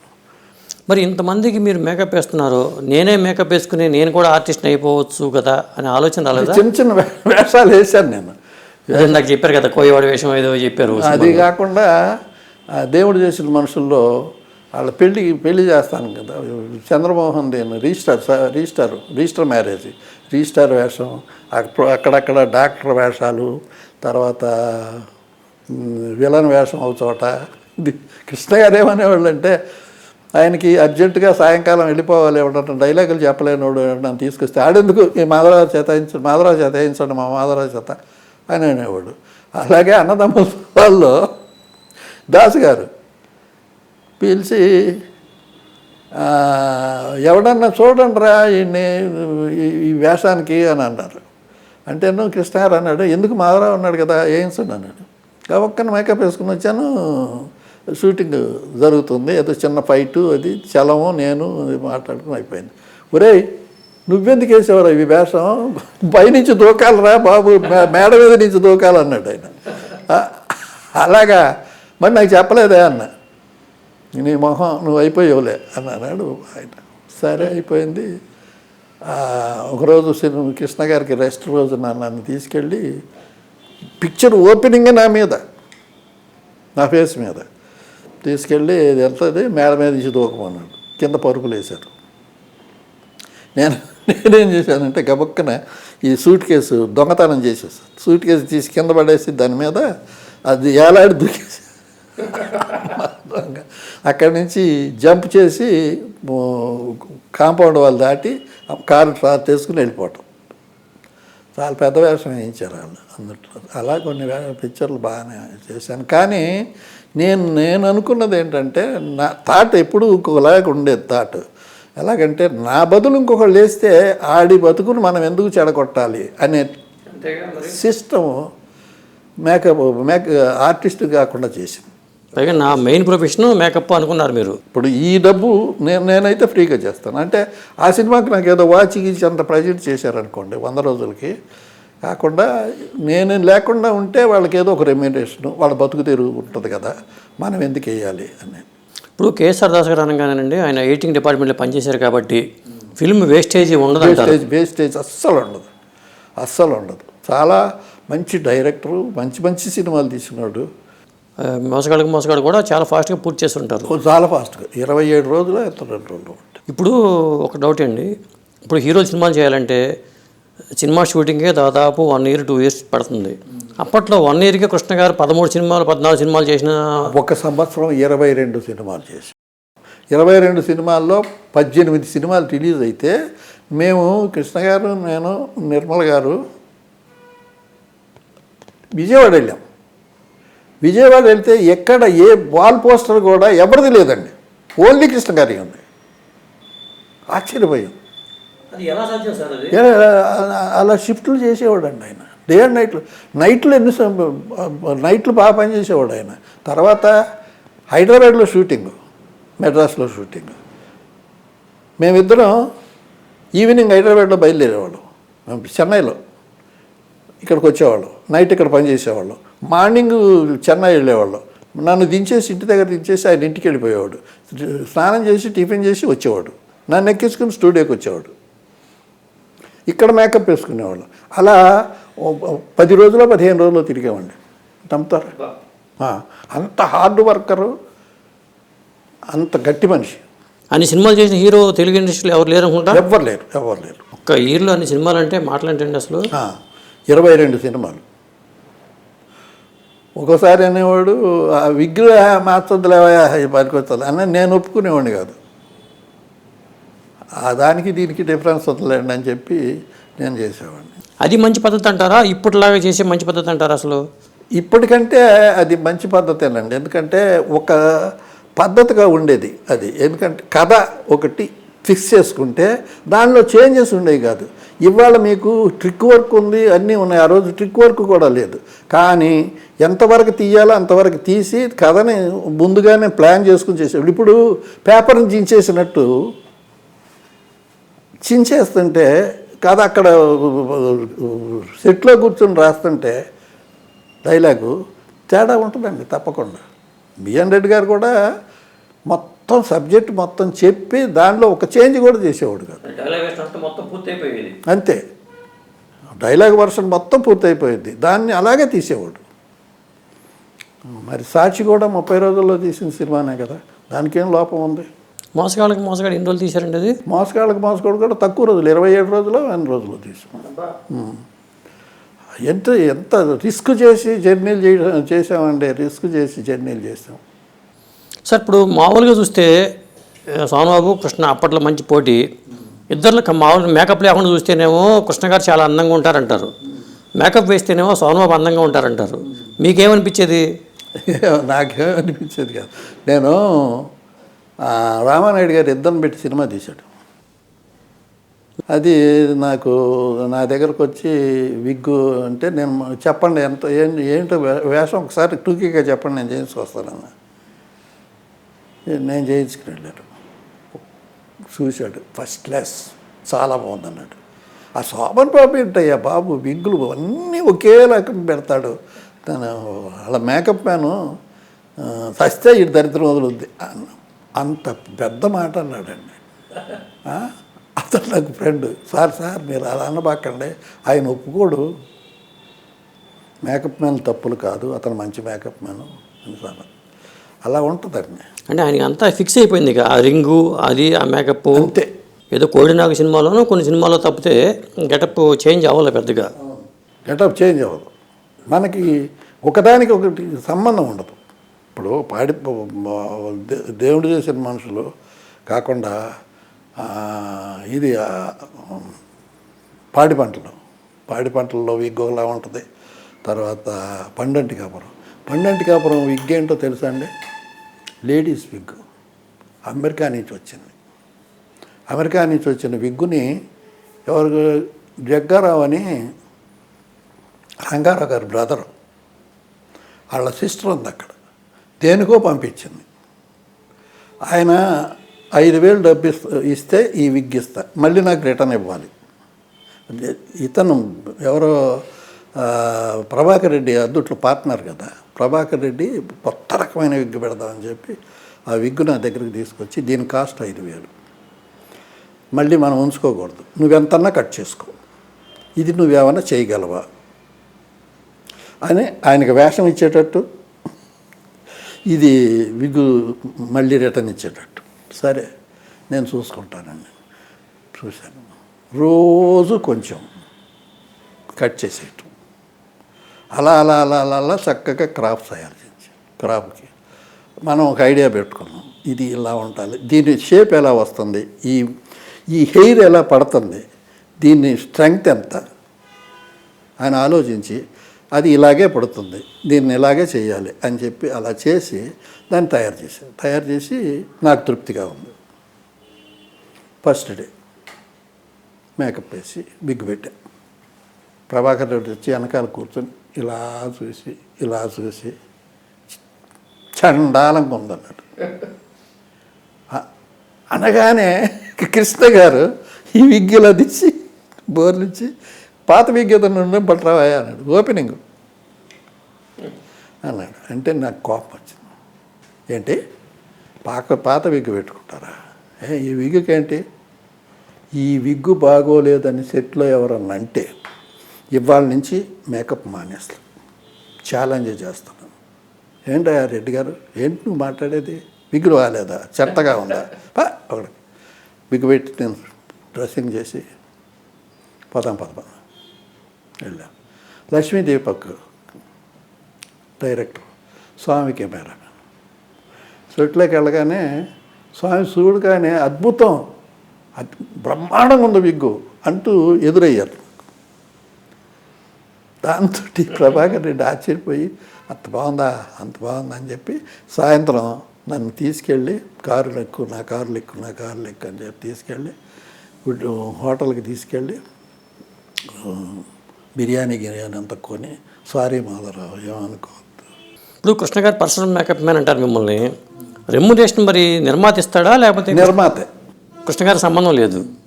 దీనికి పెద్ద గొడవ అయింది. నేను యూనియన్ ప్రెసిడెంట్, మా యూనియన్కి ఆర్టిస్టుల యూనియన్ ఉంది. ఆర్టిస్టుల యూనియన్ కాకుండా ఆర్టిస్టుల అసోసియేషన్ అని పెట్టి, దానికి కారకుడు ఇతను కూడా నాగభూషణం గారు కూడా అంటే పెట్టి మీటింగులు పెట్టారు. అంటే నాగభూషణాన్ని అడిగాను, నువ్వు కమ్యూనిస్టువి, ఆర్టిస్టులు యూనియన్ అయ్యా, యూనియన్ కాదని అసోసియేషన్ ఏంటి, తప్పు, మీరు అలా తప్పు చేయకండి అని అంటే, నువ్వు అలాగే మాట్లాడతావులే, మేము లక్షలు తీసుకుంటున్నాం ప్రొడ్యూసర్ దగ్గర నుంచి అని చెప్పి అన్నారు. లక్షలు తీసుకుంటున్నారు, మేము 1000 తీసుకుంటున్నాము. ఎక్కడి నుంచి తీసుకుంటున్నావు? ప్రొడ్యూసర్ దగ్గర నుంచే కదా. నువ్వు కూడా లేఖపడుతున్నావు కదా, వాళ్ళు ఇలాగే ఇస్తున్నారు కదా, ఆడ చేయే పై చేయ కదా. ప్రొడ్యూసర్ దగ్గర నుంచి రూపాయి తీసుకున్నా, 1,00,000 తీసుకున్నా, కోట్లు తీసుకున్నా నువ్వు వర్కర్వే. తీరి అలే ఇలాగే చెప్పాను. వినలా, పెద్ద స్ట్రైక్ అయింది. నేను ఒప్పుకోలే. అది ఫస్ట్ టైం నా గురించి పద్మాలయలో ఉండి పద్మాలయ వాళ్ళకి ఎదురు తిరిగి స్ట్రైక్ చేశాడు అని చెప్పి పెద్ద గందరగోళం అయితే కొంతమందిని వేసుకుని నేను డివిఎన్ రాజు గారి దగ్గరికి వెళ్ళి మాట్లాడాను. అయ్యా తప్పండి, ఇది స్ట్రైక్ చేయకూడదు, ఇలా మమ్మల్ని స్ట్రైక్ దాకా పోనీయకండి ఇంకా అని చెప్పి నేను మాట్లాడితే ఆయన అన్నాడు, మేము ప్రొడ్యూసర్లం అయ్యా, మేమేం శాసిస్తే అంతే. ఏంటి ప్రొడ్యూసర్లు మీరు శాసిస్తారా? ఇవాళ నువ్వు సినిమా తీస్తావు వెళ్ళిపోతావు, రేపు ఇంకో ప్రొడ్యూసర్ వస్తాడు ఇంకో సినిమా తీస్తాడు. బిజినెస్ మీరు చేసేది, బిజినెస్. పర్మనెంట్ పిల్లర్స్ మేము. చూడండి బ్రెయిన్ ఎక్కడికి వెళ్ళింది. సిస్టమ్ పనిచేసిన ప్లేస్ అటువంటిది. నేను నా గురువులు పనిచేసిన ప్లేస్ అటువంటిది. మేము పిల్లర్స్ ఇక్కడ. టెక్నీషియన్ అనేవాడు పిల్లరు. మీరు పర్మనెంట్ కాదు, మేము పర్మనెంట్. సారీ, ఈయనతో మాట్లాడేది ఏంటి, వెళ్ళిపోదామని. ఎంత ధైర్యం అంటే, నా మీద నాకు నమ్మకం, నా వృత్తి మీద నాకు నమ్మకంతో వెళ్ళిపోతే మీటింగ్ పెట్టి కృష్ణ గారిని పిలిచి ఇమీడియట్గా అతను అవాయిడ్ చేయాలి ఇలా అన్నాడు. రామారావు కూడా కలిసిపోయాడు వాళ్ళలోనే. ఆయన కూడా మేకప్ వేసి పంపించాడు స్టూడియోలకి, ఆర్టిస్టులకి. అంటే అప్పుడు నేను అక్కడ అతన్ని అవాయిడ్ చేయాలి, సినిమా ఫీల్డ్లో లేకుండా చేయాలి అని చెప్పి డివిఎన్ రాజు గారు అంటే అక్కడ ఒక producer come production manager come producer ఆయన లేచి, సారీ సార్ మీరు తప్పు మాట్లాడుతున్నారు, మీ వెనకాల ఎంతమంది ఉన్నారో వాళ్ళకి మీరు సమాధానం చెప్పుకోవడానికి మీరు మాట్లాడుతున్నారు. అతని వెనకాల 400-500 మంది వర్కర్స్ ఉన్నారండి, వాళ్ళకి సమాధానం చెప్పుకోవాల్సిన అవసరం అతనికి ఉందండి. మీరిద్దరూ మీరు ఎవరు చేయిస్తారో వాళ్ళు చేయించండి, కానీ అవాయిడ్ చేయటం అనే మాట తప్పు. చాలా మంచివాడు మాధవరావు, చాలా మంచి వర్కరు, ప్లీజ్ ఆ మాట అనొద్దు అని. ఆ తర్వాత కృష్ణ గారు నవ్వి ఊరుకున్నాడు, ఏం మాట్లాడలేదు. తర్వాత దేవుడు చేసిన మనుషులు కాదు, పండంటి కాపురం, పాడి పంటలు ఇక్కడ ఆంధ్రాలో అవుట్డోర్ పిలిచాడు, వెళ్ళిపోయాను. స్ట్రైకే అయిపోయింది. స్ట్రైక్లో చేసాము, గొడవగా చేశారు. తర్వాత ఒక మాట అన్నాడు కృష్ణ గారు, ఏమయ్యా PC Reddy direction, Sridevi, Satyanarayana, PC Reddy వీళ్ళంతా కూర్చొని ఉన్నారు. నా కారులో నేను వెళ్ళేవాడిని, ఆయన కారు ఎక్కేవాడిని. 40 కిలోమీటర్ల డిస్టెన్స్లో షూటింగ్ అయితే అక్కడికి వెళ్ళాం. అందరు కూర్చొని మాట్లాడుకుంటున్నారు. వీళ్ళు హనుమంతరావు, శాసగిరావు ఇద్దరు కొంచెం పట్టుబట్టారు నన్ను. చేయాల్సిందే, సంతకం చేయాల్సిందే, సేఫ్లో కలవాలి. సేఫ్ అని మేము యూనియన్ సపరేట్ పెట్టి సేఫ్ నేను కలవనన్నాను. అయితే వాళ్ళ అన్నయ్యతో పట్టుకుని ఎట్టయినా తీసేయాలి అది ఇది అన్నారు. నేను వెళ్తే మాధవరావు, ఇప్పుడు నిన్ను మేకప్ మ్యాన్గా తీసేసాను అనుకో, బార్బర్ షాప్ పెట్టుకుంటావా అన్నాడు. నాకు చివుక్కుమంది. నవ్వి సార్ కృష్ణ గారు, మనిషి బతకటానికి ఏ పనైనా చేయొచ్చండి, తప్పులేదు. నీతోటి పనిచేస్తే సంవత్సరానికి 6 నెలలు అవుట్డోర్, ఇండోర్లో ఉన్నాం అనుకోండి, పొద్దుటే వస్తా, మీతోటే గడుపుతా సాయంత్రం దాకా, సాయంత్రం ఇంటికి వెళ్తా, కాస్త మందు తాగుతా. పిల్లల్ని చూసుకోవడానికి ఛాన్స్ లేదు కదండి సార్, తీసేయండి మీకు నమస్కారం పెడతాను, నా కారు అమ్ముకుంటాను, ఒక 50,000 వస్తాయి, నా చిల్లర కొట్టు పెట్టుకుంటా, బార్బర్ షాపే పెట్టుకో అక్కర్లేదు, చిల్లర కొట్టు పెట్టుకుంటా, మా ఆవిడ నన్ను పక్కన కూర్చోబెట్టుకుని సరసాలు ఆడుకుంటూ శేష జీవితాన్ని గడుపుతాను, తీసేయండి బాబు అని. ఎంత దూరం, ఎంత దెబ్బ కొట్టాను చూసారా. అంటే గొల్లు నవ్వేసి బాయ్స్ గీస్ అంత పరిగెట్టుకొచ్చి ఎత్తుకుని, అందరు టెక్నీషియన్స్ అంతా ఒకటేగా ఎత్తుకుని, ఒకడు మజ్జిగిచ్చేవాడు, ఒకటి ఇది ఇచ్చేవాడు, అది చేసేవాడు, ఇది చేసేవాడు. అది చూసి కృష్ణ గారు బెత్తరపోయి తర్వాత ఆయన తీసేయమని ఎప్పుడు అనేవాడు కాదు, నేను ఆయనకి కావాలనేది ఆయనకి బాగా తెలుసు. సార్, ఇప్పుడు నటి శారద గారి పేరు మీరే పెట్టారంటారు, అందులో నిజమెంత? నిజమేనండి. ఇది శారద గారి పేరు శారద కాదు, ఆవిడ ఏదో ఉంది, ఏదో ఉంది. మీ ఊరు అంటున్నారు కదా ఆవిడది కూడా? ఆవిడ ఇదే తెనాలి దగ్గర. మీరు మేకప్ వేశారా ఎప్పుడన్నా? ఫస్ట్ మేకప్ నేనే వేసానండి. ఒక పిక్చర్కి హీరోయిన్గా పెట్టాలని తీసుకొచ్చారు. వాళ్ళ నాన్నగారు కూడా బాగా పరిచయం నాకు. ఏ సినిమాది మీరు మేకప్ వేసింది? ఆ సినిమా ఆవిడ లేదు, ఆ తర్వాత ఆవిడ లేదు. మేకప్ వేయడం వరకు వేశారు మీరు? టెస్ట్ మేకప్ వేసాను. ఎవరు చేయమన్నారు మేకప్ అది? అది ఆ ప్రొడ్యూసర్ కేఎస్ఎల్ మూర్తి అని, ఆయన ఆర్ట్ డైరెక్టరు, ఆయనను వాళ్ళ రాజుగారు అని ఒక ఆయన ఇద్దరు కలిసి సినిమా తీశారు. ఆ సినిమాకి పెట్టాలని ప్రయత్నం చేశారు. మీరు ఎందుకు శారదాని పెట్టాలనుకున్నారు అసలు? వాళ్ళు సెలెక్ట్ చేసి తీసుకొచ్చారు, ఆ అమ్మాయిని పెడదామని, కొత్త అమ్మాయిని పెడదామని తీసుకొచ్చి టెస్ట్కి తీసుకొస్తే నేనేసాను మేకప్. మీరు మేకప్ వేశారు, శారద అనే పేరు మీకు పెట్టాలని ఎందుకు అనిపించింది? శారద అంటే సరస్వతి ఇది ఉంది కనుక దాన్ని బట్టి నేను శారద అని పెడితే బాగుంటుందని లిస్ట్ రాయమన్నారు. ఒక 5-6 పేర్లలో ఒక పేరు ఇది. కొన్ని పేర్లు రాశారు మీరు కూడా? దాంట్లో ఈ శారద అనే పదం ఉంది. అంతే. ఆవిడ మంచి ఆర్టిస్ట్ అవుతుందని మీరు అనుకున్నారా? మంచి ఆర్టిస్ట్ అంటే. ఇప్పుడు రాజబాబు గారు ఎట్లా ఉండేవాళ్ళు సార్? కాకపోతే డ్రింక్ అది మొదటి నుంచి ఉండేదా మీ రూమ్లో ఉన్నప్పటి నుంచి? మొదటి నుంచి ఉండేది కానీ ఎక్కువ ఉండేది కాదు, మొదట్లో తక్కువ. తర్వాత రాను ఆర్టిస్ట్ అయిన తర్వాత ఎక్కువైపోయింది. ఇప్పుడు నేను ఒకసారి తిట్టాను, రాజు చచ్చిపోతావరా బతకవు అని చెప్పి. మేకప్కు వచ్చి కూర్చున్నాడు ఏవిఎం స్టూడియోలో. పొద్దుటే గాజు గ్లాసు కాకుండా స్టీల్ గ్లాసులో కుర్రాడు ఉండేవాడు.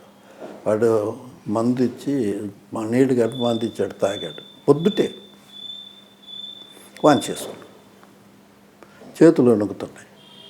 ఏంట్రా అది, చచ్చిపోతావరా, తప్పు, నేను నా మాట ఎనరా బాబు రాజు అని.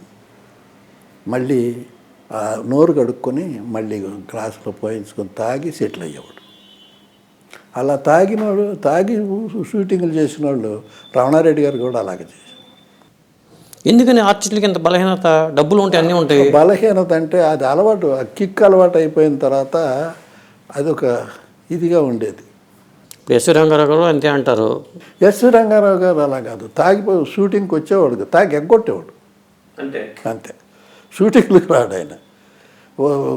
తాగటం మొదలెడితే 10-15 రోజులు తాగేసేవాడు, ఎగ్గొట్టేవాడు. షూటింగ్ రావటం మొదలెడితే వచ్చి టక టక టక టక టక చేసేసేవాడు. ఇప్పుడు హీరోల మధ్యన ఎలాంటి రాజకీయం ఉండేది సార్ ఇంటర్నల్గా? అప్పుడు ఉండేది కాదు పెద్దగా. మరి ఎన్టీఆర్ గారికి కృష్ణ గారికి ఎందుకు తేడా వచ్చింది? ఇది సీతారామరాజు ఆయన తీయాలనుకుంటే ఆయన ఎన్నాళ్ళు మేకప్ వేసుకున్నాడు, గెటప్ చేయించుకున్నాడు, ఏదో సినిమాలో కూడా చేశాడు. ఆయన గెటప్ చూస్తే మీరు ఆశ్చర్యపోతారు, బాగుండదు. అవును, కవర్ పేజీలో కూడా చూశాను, ఒకసారి కవర్ పేజీలో వచ్చింది, బాగుండదు. నేను ఈ నాటకాలకు పనిచేసాను కనుక ఇది ఒరిజినల్ సీతారామరాజు కంటే బెటర్మెంటు చూసి అందంగా ఉండేటట్టును బాగా చేశారు. ఆ గెటప్ ఇది వేరు. కృష్ణ గారు అసలు ఈ గెటప్కి సరిపోతారని ఎవరు అనుకున్నారు? ఆయనే అనుకున్నాడు. అల్లు సీతారామరాజు సరిపోతాడు, సీతారామరాజు తీయాలని పట్టుబట్టింది ఆయనే పట్టుబట్టాడు. నా గెటప్ మీకు సూట్ అవుతుందా అని అడిగారు మిమ్మల్ని ఏమన్నా? నేనే చేశాను. తర్వాత అందుట్లో 4 స్టెప్ బై స్టెప్ గెటప్లు మార్చుకుంటూ వెళ్ళామండి. క్లైమాక్స్కి వెళ్ళే వరకు గెటప్లు ఇదిగా ఉంటుంది. తీస్తున్నామని తెలిసి నేను ఇలా తీస్తానండి అని చెబితే అదేం సినిమా కృష్ణ బ్రదర్, అది తాగుబోతాడు సినిమా, ఇది ఎవడు చూస్తాడు అని చెప్పి అంటే నేను తీస్తానండి అని ఎవరన్నారు తాగుబోతాడు సినిమా అని? రామారావు. అక్కడ వచ్చింది డిఫరెన్స్. అంటే అల్లు సీతారామరాజు తాగుబోతాడనే? సీతారామరాజు తాగుబోతాడు అన్నట్టుగా మాట్లాడారు. అక్కడ వచ్చిన డిఫరెన్స్ అది. క్లైమాక్స్కి ఎక్కడికి వెళ్ళిందంటే దేవుడు చేసిన మనుషులు యాక్ట్ చేశాడు, అంత అయిపోయింది. ఆ సినిమా చూసిన తర్వాత నవ్వుతో నా భవిష్యత్తు చాలా గొప్పగా తీశారు బ్రదర్ సినిమా అన్నాడు. తర్వాత దేవుడు చేసిన మనుషుల తర్వాత ఇక విడిపోయారు. ఇప్పుడు పద్మనాభం గారు ఫైనాన్షియల్గా ఎందుకు దెబ్బతిన్నారు సార్? పద్మనాభం గారికి ఫైనాన్షియల్గా దెబ్బతినడానికి కారణం బహుభార్య ఒకటి, తర్వాత బ్రదర్ ఒకటి డ్రాబ్యాక్, పురుషోత్తం అని. ఎప్పుడు అసలు చాలా మంచివాడండి పద్మనాభం గారు.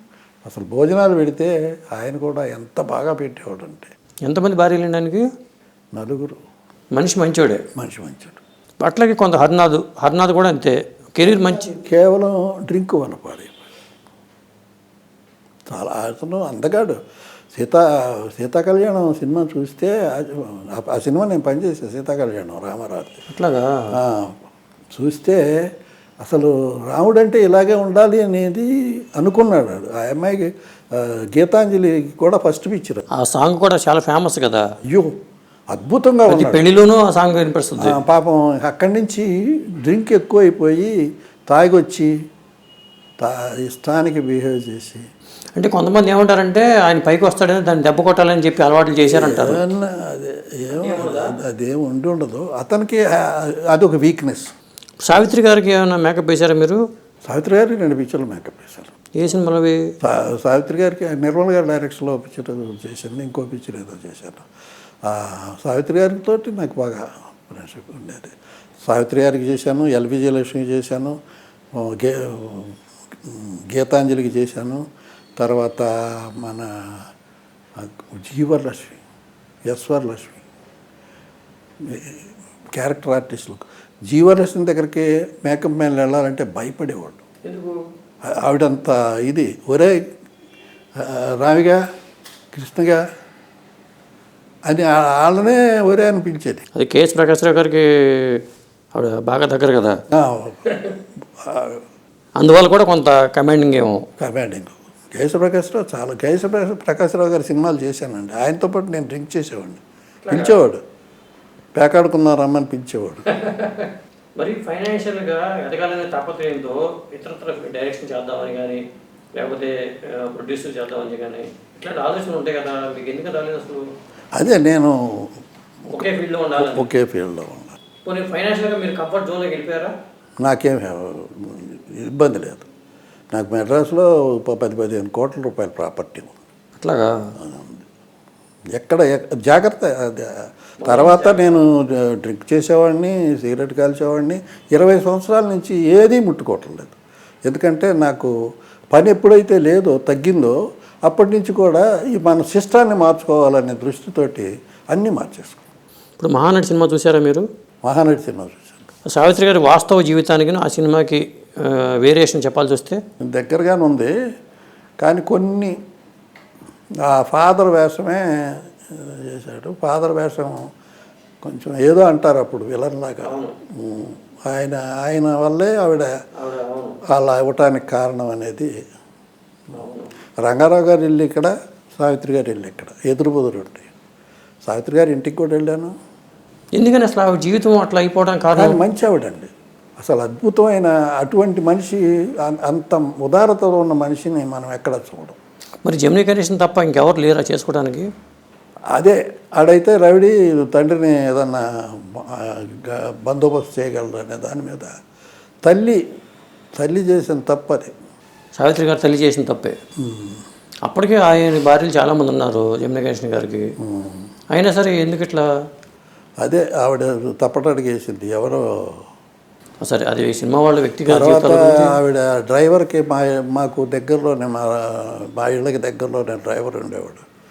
వాడు కృష్ణ అని, వాడికి పిల్లల చదువులకి, తర్వాత కారు కొని పెట్టింది ఒకటి, బాగా హెల్పింగ్ నేచర్ ఎక్కువ. ఇల్లు కట్టించి పెట్టింది. హెల్పింగ్ నేచరు ఇంత అంతా కాదండి. సావిత్రి గారు లాంటి హెల్పింగ్ నేచర్ ఉన్న మనుషులు ఆర్టిస్టుల్లో దొరకరు.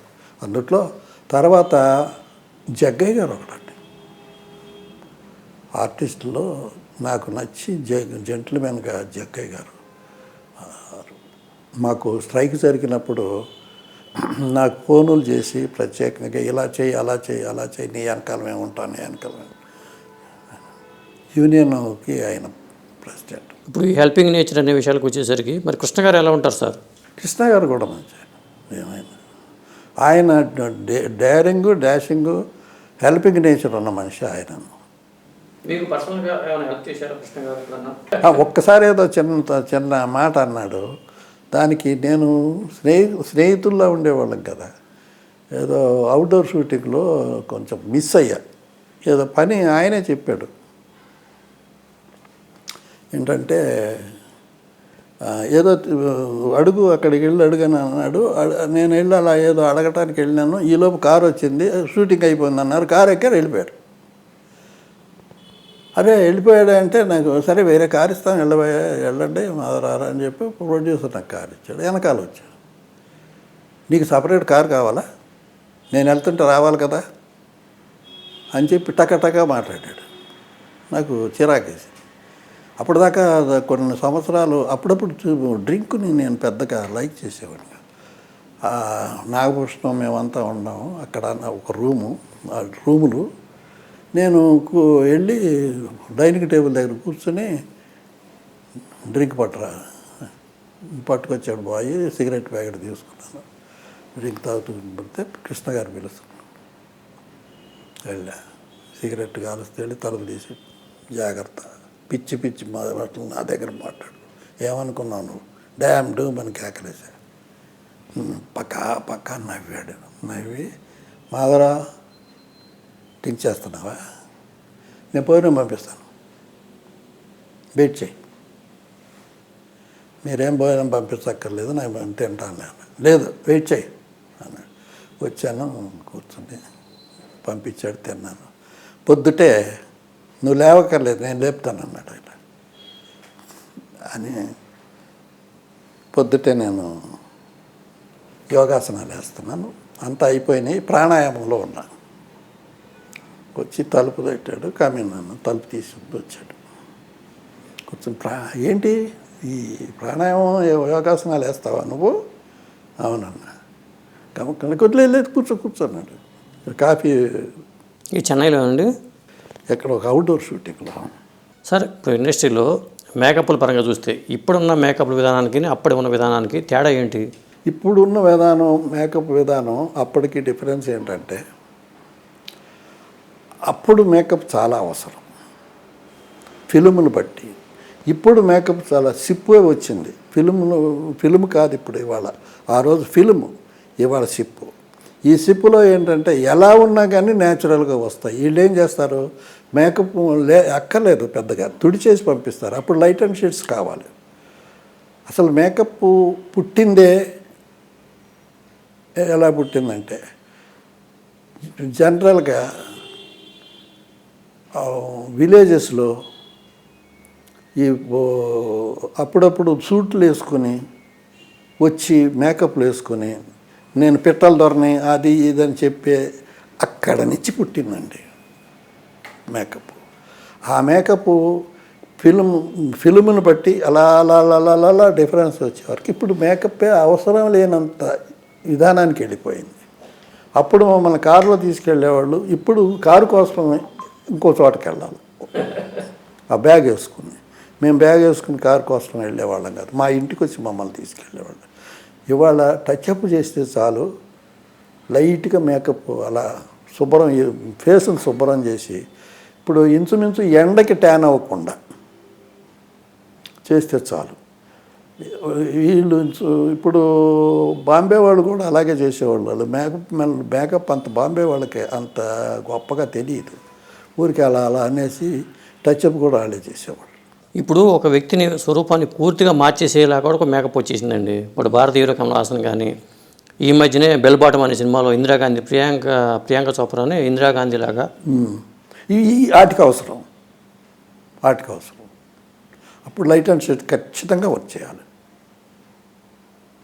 ఆ షేప్ తీసుకురావచ్చు. ఇప్పుడు మీకు ఒకటే ఎగ్జాంపుల్, మీకు వీరపాండి గెటబొమ్మని శివాజీ గణేషన్ యాక్ట్ చేశాడు. కృష్ణ గారు అదే గెటప్ ఏదో ఒక సినిమాలో వేయటం జరిగింది. ఆయన కృష్ణ గారి ఫేస్ సన్నగా ఉంటుంది. ఇప్పుడు ఆ గెటప్లో ఉన్న ఫేసు ఇంతలావన కనపడుతుంది. అంటే మనం మేకప్ తోటి తగ్గించవచ్చు, ఫేస్ని పెంచవచ్చు. ఆ మీసంలోనూ ఐబ్రోలోనూ ఉన్న డిఫరెన్సు తీసుకురావచ్చు. ఇప్పుడు కూడా చేయొచ్చండి కొన్ని. ఇప్పుడు అంతం కాదు ఇది ఆరంభం. కన్వర్లాల్ గెటప్ వేసాను. ఆ కళ్ళు చూస్తే పెద్ద టైగర్ లాగా కనపడుతుంది. అది మీరు చూస్తే జైల్లో కన్వర్లాల్ అని అడిస్తే జనం ఆశ్చర్యపోతారు. అది ఇప్పుడైనా చేయొచ్చు, కానీ ఇప్పుడు చేయటంలా. అంటే వీళ్ళకి తక్కువ తెలుసు. ఇప్పుడు కూడా ఉన్నారు కుర్రాళ్ళు, చేయగలిగిన కెపాసిటీ ఉన్నవాళ్ళు ఉన్నారు. ఇప్పుడు భారతీయుడు చేశారు. భారతీయుల్లో ఒక్క మనిషి చేయలేదండి, 2 మేకప్ మెన్లు కంబైన్డ్గా చేసినాయి. దానికి అదే నేను చెప్పానే, ఫ్యాక్టరీ నుంచి మనం ఆర్డర్ చేస్తే మెటీరియల్ వస్తుంది. అలా వాళ్ళు 2 కలిసి ఆ ఉబ్బులు పెట్టి అవి పెట్టి ఒక కోటింగ్ ఇచ్చి దాన్ని ప్లాస్టిక్ ఇదిలాగా చేసి రబ్బర్ పాలు పోసి రబ్బర్ కూడా అంటిస్తారండి ఇక్కడ. రబ్బర్ పాలు పోసి మేకప్ తయారు చేస్తారు. భారతీయుల్లో అద్భుతమైన మేకప్ అది. అట్లాంటి కిట్స్ కూడా ఇప్పుడు లేటెస్ట్గా వచ్చేసినాయి కదా, వేయడానికి కూడా మనకి తయారు చేసి ఇచ్చేస్తారు. కమల్ హాసన్కి 4 hours పట్టేదంటండి మేకప్. ఇప్పుడు జీవితంలో లేని మేకప్ సినిమాల్లో ఎందుకు వచ్చింది అసలు? ఇప్పుడు మనం నిజ జీవితంలో మేకప్ లేకుండానే మనుషులు ఉంటున్నారండి. అప్పట్లో కూడా, పూర్వం కూడా ఏ మేకప్ లేకుండానే మనుషులు ఉండేవాళ్ళు. ఆ జీవితంలో మనుషులకు లిప్స్టిక్ కానీ ఏమి ఉండేది కాదు కదా. కానీ సినిమాలకు వచ్చేసరికి లిప్స్టిక్స్ ఇట్లా పెట్టుకుని ఎందుకు చేసేవాళ్ళు అట్లా? అంటే న్యాచురాలిటీకి దూరంగా ఉండేది కదా. ఇప్పుడు మీరు చూడండి, న్యాచురాలిటీకి దూరంగా ఉన్న సినిమాల్లో హీరోయిన్ అంత ఇదిగా ఉండదు. లిప్స్టిక్ అనేది న్యాచురల్గా ఉండాలి. లిప్స్టిక్ అనేది వేయటానికి ఎందుకంటే న్యాచురల్. ఇప్పుడు మా పౌరాణికాల సినిమాలు వేరు, అవి దేవతలు, రాముడు, కృష్ణుడు, ఇవి వాటికి ఎంత ఇది చేసినా పర్వాలేదు. అదే మీరు ఇక్కడికి వచ్చేటప్పటికి, సోషల్కి వచ్చేటప్పటికి లిప్స్టిక్ కనపడకూడదండి. పొరపాటు అక్కడే చేస్తున్నారు. అది ఆర్టిఫిషియల్.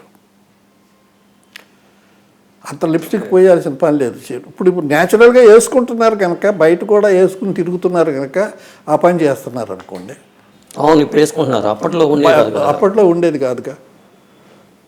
అందుకని నేను ఎప్పుడు కృష్ణ గారికి లిప్స్టిక్ కనపడనిచ్చేవాడు కాదు. ఊరికి ఏళ్ళతో అలా సరి చేసి వదిలేసేవాడిని. ఇప్పుడు వాణిశ్రీ గారు అసలు బయట చూస్తే అంత బాగుండరు, అందంగా ఉండరు అంటారు. మేకప్లో చాలా అద్భుతంగా ఉండేవాళ్ళు ఆవిడ. అవును, అంత బిజీ ఆర్టిస్ట్ అవడానికి కారణం కూడా కొంత మేకప్ హెల్ప్ అయిందంట. నిజమేనంటారా? అవునవును, మేకప్ హెల్ప్ అయింది. మేకప్ ఒక ఫుడ్ లాంటిది, స్కిన్కి ఫుడ్ లాంటిది. మెటీరియల్లోనే ఉంది అది. అది ఒక కోటింగ్. దాన్ని ఎండకెళ్ళిన లైట్, ఇప్పుడు లైట్లు అప్పుడు విపరీతంగా లైట్లు వేసేవాళ్ళు. లైట్ హీట్కి కూడా నల్లబడిపోతారు. కాకుండా ప్రొటెక్షన్ ఉండేది. ప్రొటెక్షను, దానికి కావాల్సిన ఫుడ్ ఫేస్కి.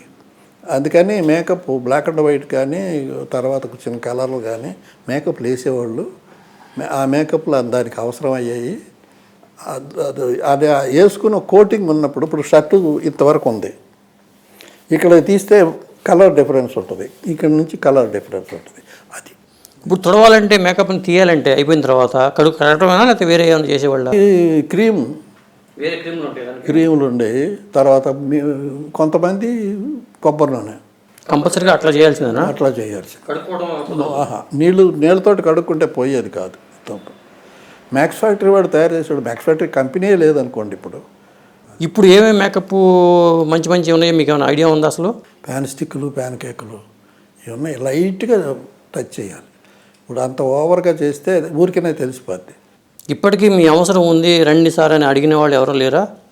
మనం చేశాను కానీ 2015లో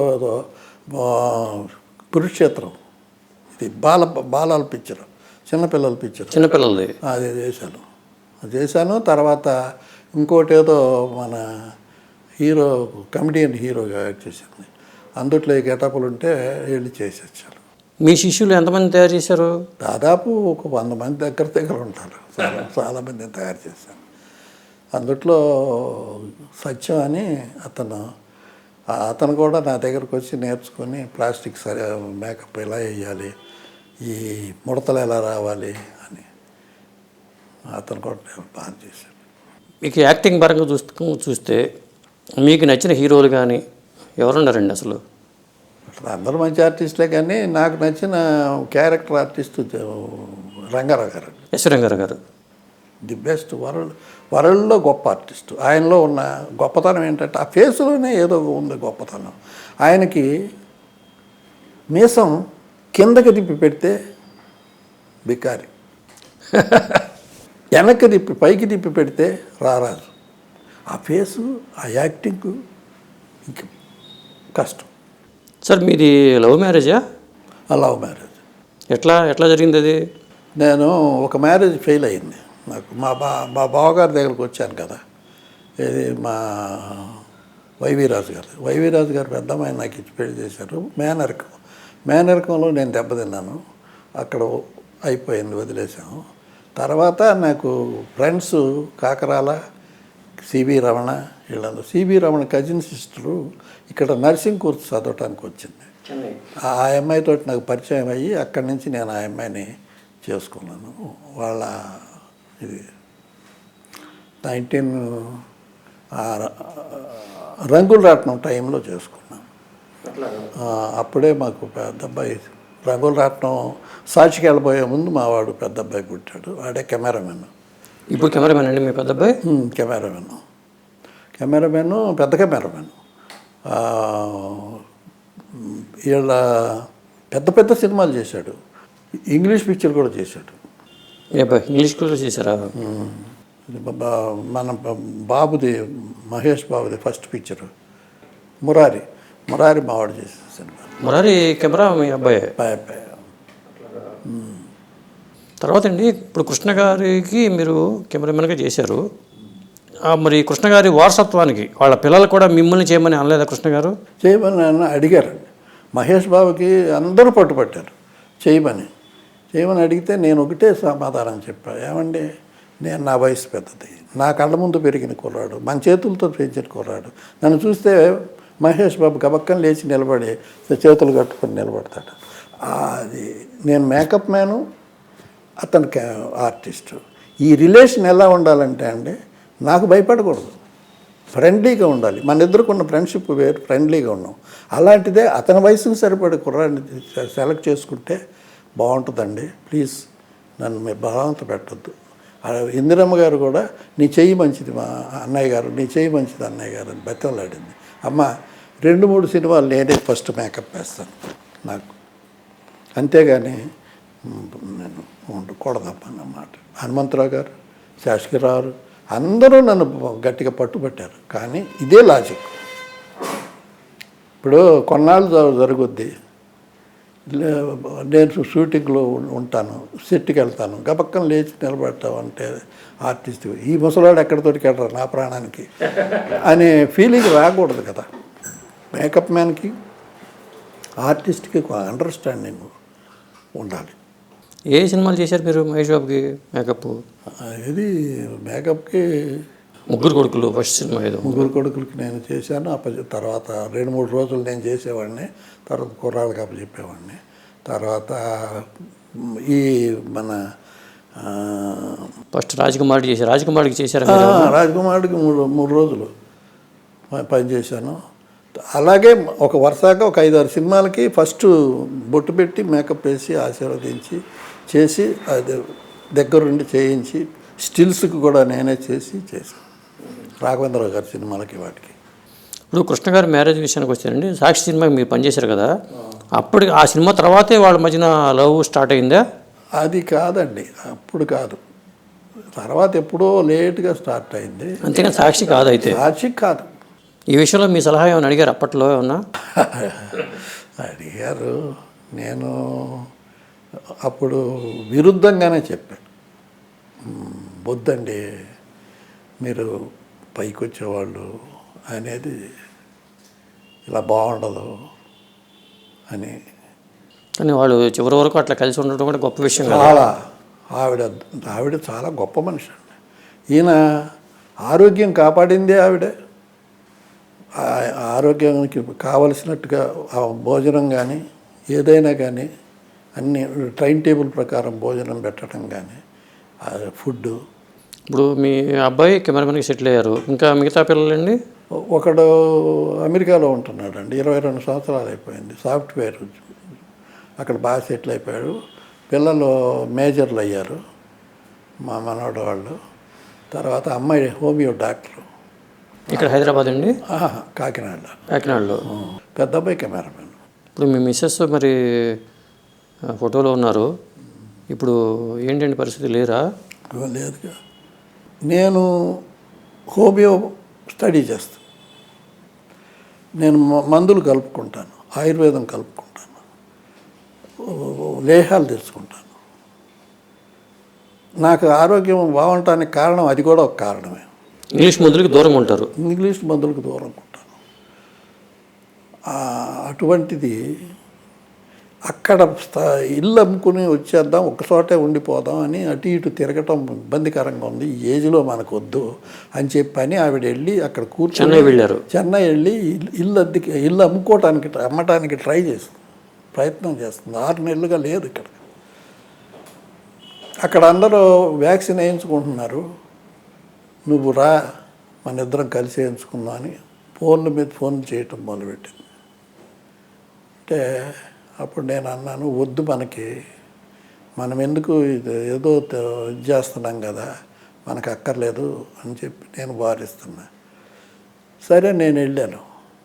అసలు నేను ఇక్కడ పనులు రిజిస్ట్రేషన్ గొడవలు అవన్నీ ఉంటాయి చూసుకొని, ఎక్కడో ఒక పిలుపు నగర్ సొసైటీలో ఒక ఇల్లు ఉంది నాకు, డబుల్ బెడ్రూమ్, అది అద్దెకి ఇచ్చేసి అద్దెవాడిని మార్చేసి నేను వెళ్ళిన తర్వాత వాకింగ్ చేస్తున్నాను. ఎక్కడ వాకింగ్ మాను. వాకింగ్ చేస్తుంటే ఒక ఫ్రెండ్ కనిపించి, సార్ మీరు వ్యాక్సిన్ వేయించుకున్నారా అని. వేయించుకోలేదన్న. వేయించుకోబాకండి, మా ఫ్రెండ్ వేయించుకుని చచ్చిపోయాడు అని అన్నాడు. అలాంటి ఇన్సిడెంట్లు నాకు చాలా తెలుసు. సరే ఈవిడెత్తి అందరు బలవంతం చేస్తున్నారు, వేయించుకుందాం వ్యాక్సిన్ అంటే, నేను వేయించుకొస్తాను అని అన్నా. వద్దు, ఇద్దరం కలిసి వేయించుకుందాం. వద్దమ్మా, నీకు పనికి రాదు అంటే అందరూ బలవంతం చేస్తున్నారని. అప్పుడే నాకు వాట్సాప్లో యూట్యూబ్లో ఒక డాక్టర్ చెప్పాడు, పెన్సిలిన్ ఇంజెక్షన్ పడని వాళ్ళు వ్యాక్సిన్ వేయించుకోకూడదు, కొంచెం జాగ్రత్తగా ఉండాలి అని చూపెట్టాను. నేను వేయించుకున్నాను కానీ నువ్వు అస్సలు వేయించుకోవద్దు, నా మాట విను అని. ఇక్కడ మా పెద్ద అబ్బాయికి బాలకృష్ణ సినిమా చేస్తున్నారు. బాలకృష్ణ వాళ్ళు అందరిని పిలిచి వేయించేశారు. మాకేం అవ్వలేదు, అమ్మకు ఏం అవ్వదు, వేయించేసేయని ఈడు గొడవ చేశాడు. అమెరికాలో ఉన్నాడు, వ్యాక్సిన్ వేయించుకోమని వాడు గొడవ చేశాడు. నేను వాళ్ళ కజిన్ బ్రదర్ ఉన్నాడు, ఇంజనీరు, మా ఇల్లు కట్టి పెట్టినాడు. అతను అన్నాడు, నేను పెన్సిలిన్ ఇంజెక్షన్ నాకు పడదు, నేను వేయించుకున్నాను, హ్యాపీగా ఉన్నానని అతను అన్నాడు. దీంతో ఆవిడ మొక్కింది. తీసుకెళ్ళి వేయించాను, వ్యాక్సిన్ వేయించుకొని తీసుకొచ్చాను. 3వ రోజు ఫ్లమ్ స్టార్ట్ అయింది, ఆయాసం. అక్కడ నాకు కారు లేదు. నేను గబగబా పరిగెట్టుకెళ్ళి మందులు తెచ్చి అవి తెచ్చి ఇది తెచ్చి, నేను నా మందులు వాడమని కూడా చెప్తే పిచ్చి పిచ్చి మందులన్నీ వేసుకుంటాను, నేను వేసుకోను, హోమియోపతి ఇస్తాను వేసుకో అని చెప్తే వేసుకోను. మా అమ్మాయి హోమియోపతి డాక్టర్, అక్కడి నుంచి ఫోన్ చేసి అమ్మకి ఎలా ఉంది ఏంటంటే, ఈ మందులు ఏంటి, అవి కూడా వేసుకోలేదు. అసలు అలా తోసుకొచ్చేసింది ఆవిడకి. వ్యాక్సిన్ ప్రభావం అయితే ఉంది మొత్తానికి. వ్యాక్సిన్ ప్రభావమే, నథింగ్. అసలు హాస్పిటల్లో మేము వెళ్ళి బతిమలాడాం. అప్పుడే సడన్గా ఆనందయ్య మందుకి తగ్గిపోతుందని చెప్పంటే ఆనందయ్య మందు తెప్పిద్దామంటే ప్రయత్నం చేశాను, మ్యాక్సిమం ట్రై చేస్తే వాడిని తీసుకెళ్ళి అవును లోపల పడేశారు. ఆడి మందు లేదు. మా అమ్మాయి వచ్చింది. మా అమ్మాయి వచ్చి డాక్టర్ దగ్గరికి వెళ్ళి, నేను హోమియో డాక్టర్ని, నా మంది వేస్తానంటే వేయటానికి వీలు లేదు, మరి రూల్ లేదన్నారు. వాళ్ళు. అదేంటండి రూల్ లేదంటే ఏంటండి, నాకు అర్థం కాలేదు. ఏమండి మీరు డాక్టర్లు కదా, పేషెంట్ని బతికించాలని అనుకుంటారు కదా, ఆయుర్వేదం ఉంది, ఆయుర్వేదంలో నుంచి పుట్టింది ఎల్లోపతి, ఇది హోమియోపతి అన్నీ అక్కడి నుంచే పుట్టినాయి. మీరు బతికించడం చేత కాకపోతే మీరు చేయండి చూద్దామని అనొచ్చు కదా, ఇదేం పద్ధతి అని అడిగితే మాకు రూల్ లేదండి. ఆర్టిస్ట్ వివేక్ కూడా అట్లాగే వేయించుకున్న తర్వాత ఇక చనిపోయింది. వివేక్ చాలామంది అయిపోయారు. మీ మిస్సెస్ పేరేంటండి? సుబ్బలక్ష్మి. మరి నర్సింగ్ ట్రైనింగ్ అయిన తర్వాత ఇక జాబ్ చేస్తాను అనలేదా ఏమి? హౌస్ వైఫ్ గారు. ఇప్పుడు కొత్తగా ఈ ఫీల్డ్కి మేకప్ ఆర్టిస్ట్ ఉన్న వాళ్ళకి కానీ, మీరు చాలా సీనియర్ కాబట్టి వాళ్ళకి మీరు ఇచ్చే సలహా ఏంటి సార్? డిపార్ట్మెంట్ విలువ జాగ్రత్తగా కాపాడుకోమని చెప్తాను. ఎంత అవసరమో అంత ఆర్టిస్ట్కి ఎంత దగ్గరగా ఉండాలి, ఎంత దూరంగా ఉండాలి అనే దాన్ని ఆలోచించుకొని మెయింటైన్ చేయమని చెప్తారు. సార్ గరికపాటి రాజారావు గారితో మీకు ప్రజానాట్య మండలి నుంచి అనుబంధం ఉంది కదా, ఎలా పరిచయం మీకు ఆయనతో? అదే నాకు ఈ రాజుబాబు కాకరాల గారు వీళ్ళతోటి కలిసి అక్కడికి వెళ్తే కుమార్ గారితో నాకు ఫ్రెండ్షిప్ అయింది. అక్కడి నుంచి నేను ఆయన శిష్యుడిగా తయారైపోయాను. తర్వాత ఆయనలో నుంచి ఉన్న లక్షణాలు ఏంటంటే రాజా రామదాస్ అంటే పుచ్చలపల్లి సుందరయ్య గారి బ్రదర్ రామచంద్రారెడ్డి. అవును, రామచంద్ర డాక్టర్ అనుకుంటా. ఆయన డాక్టరే, రాజారావు గారు డాక్టరే, రామదాస్ గారు కూడా డాక్టరే. రామదాస్ గారు అబ్బాయి విలన్ వేషాలు కూడా వేశాడు. రామదాస్ గారు ఫారెన్ రిటైర్డ్, లండన్లో చదివచ్చిన ఆయన. వీళ్ళు ముగ్గురు బాగా క్లోజ్ ఫ్రెండ్స్, ఈయనకి బాగా దగ్గర. రామచంద్రారెడ్డి గారు ఒకసారి ఈ ఇన్సిడెంట్స్ గొప్ప ఇన్సిడెంట్స్. ఒకసారి రాజారావు గారి దగ్గరికి బయలుదేరి వస్తాం. ఆయన నెల్లూరులో ఉంటాడు, అప్పుడప్పుడు వచ్చి చూసి వెళ్తాడు. వస్తుంటే మధ్యలో ఒక చెట్టు దగ్గర ఒక ముసలమ్మ కూర్చొని, వీళ్ళు ఎటువంటి వాళ్ళు అనే దాని మీద గొప్ప మంచి వ్యక్తులు వీళ్ళు, కూర్చుని తమలపాకులు అమ్ముకుంటుంది. దగ్గర వెళ్ళి కూర్చున్నాడు. కూర్చుని అవ్వా నువ్వు ఈ తమలపాకులు మీకు ఎవరు లేరా, మనవాళ్ళు ఎవరు లేరా, నిన్నెవరు చూడరా అంటే అందరూ ఉన్నారయ్యా అంటే, మరి నువ్వు ఎందుకు అమ్ముకుంటున్నావు అంటే, నేను ఏదో కష్టపడాలి కదా అని. సరే అయితే ఈ ఆకులు ఎంత, నీవు అమ్మితే ఎంత లాభం వస్తే ఎంత కొన్నావు అని చెప్పాను. ఇది మొత్తం నేను ఇచ్చేస్తాను, నువ్వు వెళ్ళిపో, ఇవాళకి నువ్వు రెస్ట్ చేసుకో అన్నాడు. సరేనని తీసుకుంది. అవ్వ బుట్ట ఎంత అని అడిగాడు. చూడు బుట్ట ఎంత, ఆ బుట్ట కూడా కొనుక్కొని తీసుకొచ్చాడు. మేమందరం కూర్చొని ఉన్నాం. రాజా ఆయన వస్తున్నాడని ఎదురు, ఆ బుట్ట తీసుకొచ్చి అక్కడ పెట్టాడు. పెడితే ఏంటంటే ఇది సంగతి. అవును తమలపాకులు కొన్నావు, సరే ఒక్కరోజన్నా రెస్ట్ ఇవ్వాలనుకున్నాను ఆవిడకి, అందుకని నేను తీసుకున్నాను ఇవన్నీ అంటే, తమలపాకులు కొన్నావు సరే బుట్ట ఎందుకు కొన్నావు అని అడిగితే, ఆ బుట్ట ఉందనుకో ఆవిడ పక్కకి వెళ్ళి మళ్ళీ ఆకులు తెచ్చి కూర్చొని అక్కడే కూర్చుంటుంది, నేను రెస్ట్ ఇచ్చిన నేను ఎలా అవుతాను. అది ఆ మేధావులు, ఆ గొప్పతనం అంత ఆలోచించి చేసిన మహానుభావులతోటి ఇంటిమెసీ ఉంది కనుక నాకు కూడా కొంత ఆ భావాలు నచ్చుతాయి. తర్వాత రాజారావు గారు జైభవన్ అనే నాటకం ఛత్రపతి శివాజీ హైదరాబాద్లో, అందుట్లో హీరోయిన్ని నేను సెలెక్ట్ చేసి వాణిశ్రీని పెట్టించాను ఆ అమ్మాయి నాటకానికి. ఆ నాటకం చైనా వారు జరుగుతుంది. చైనా వారికి సోల్జర్స్ని ఉత్తేజపరచడానికి ఒక డ్రామా కావాలి. ఎవరో చెప్పారు, పివి నరసింహరావు గారు చెప్పాడు, ఇది ఇలా గొప్పగా నాటకం అంటండి అది అని.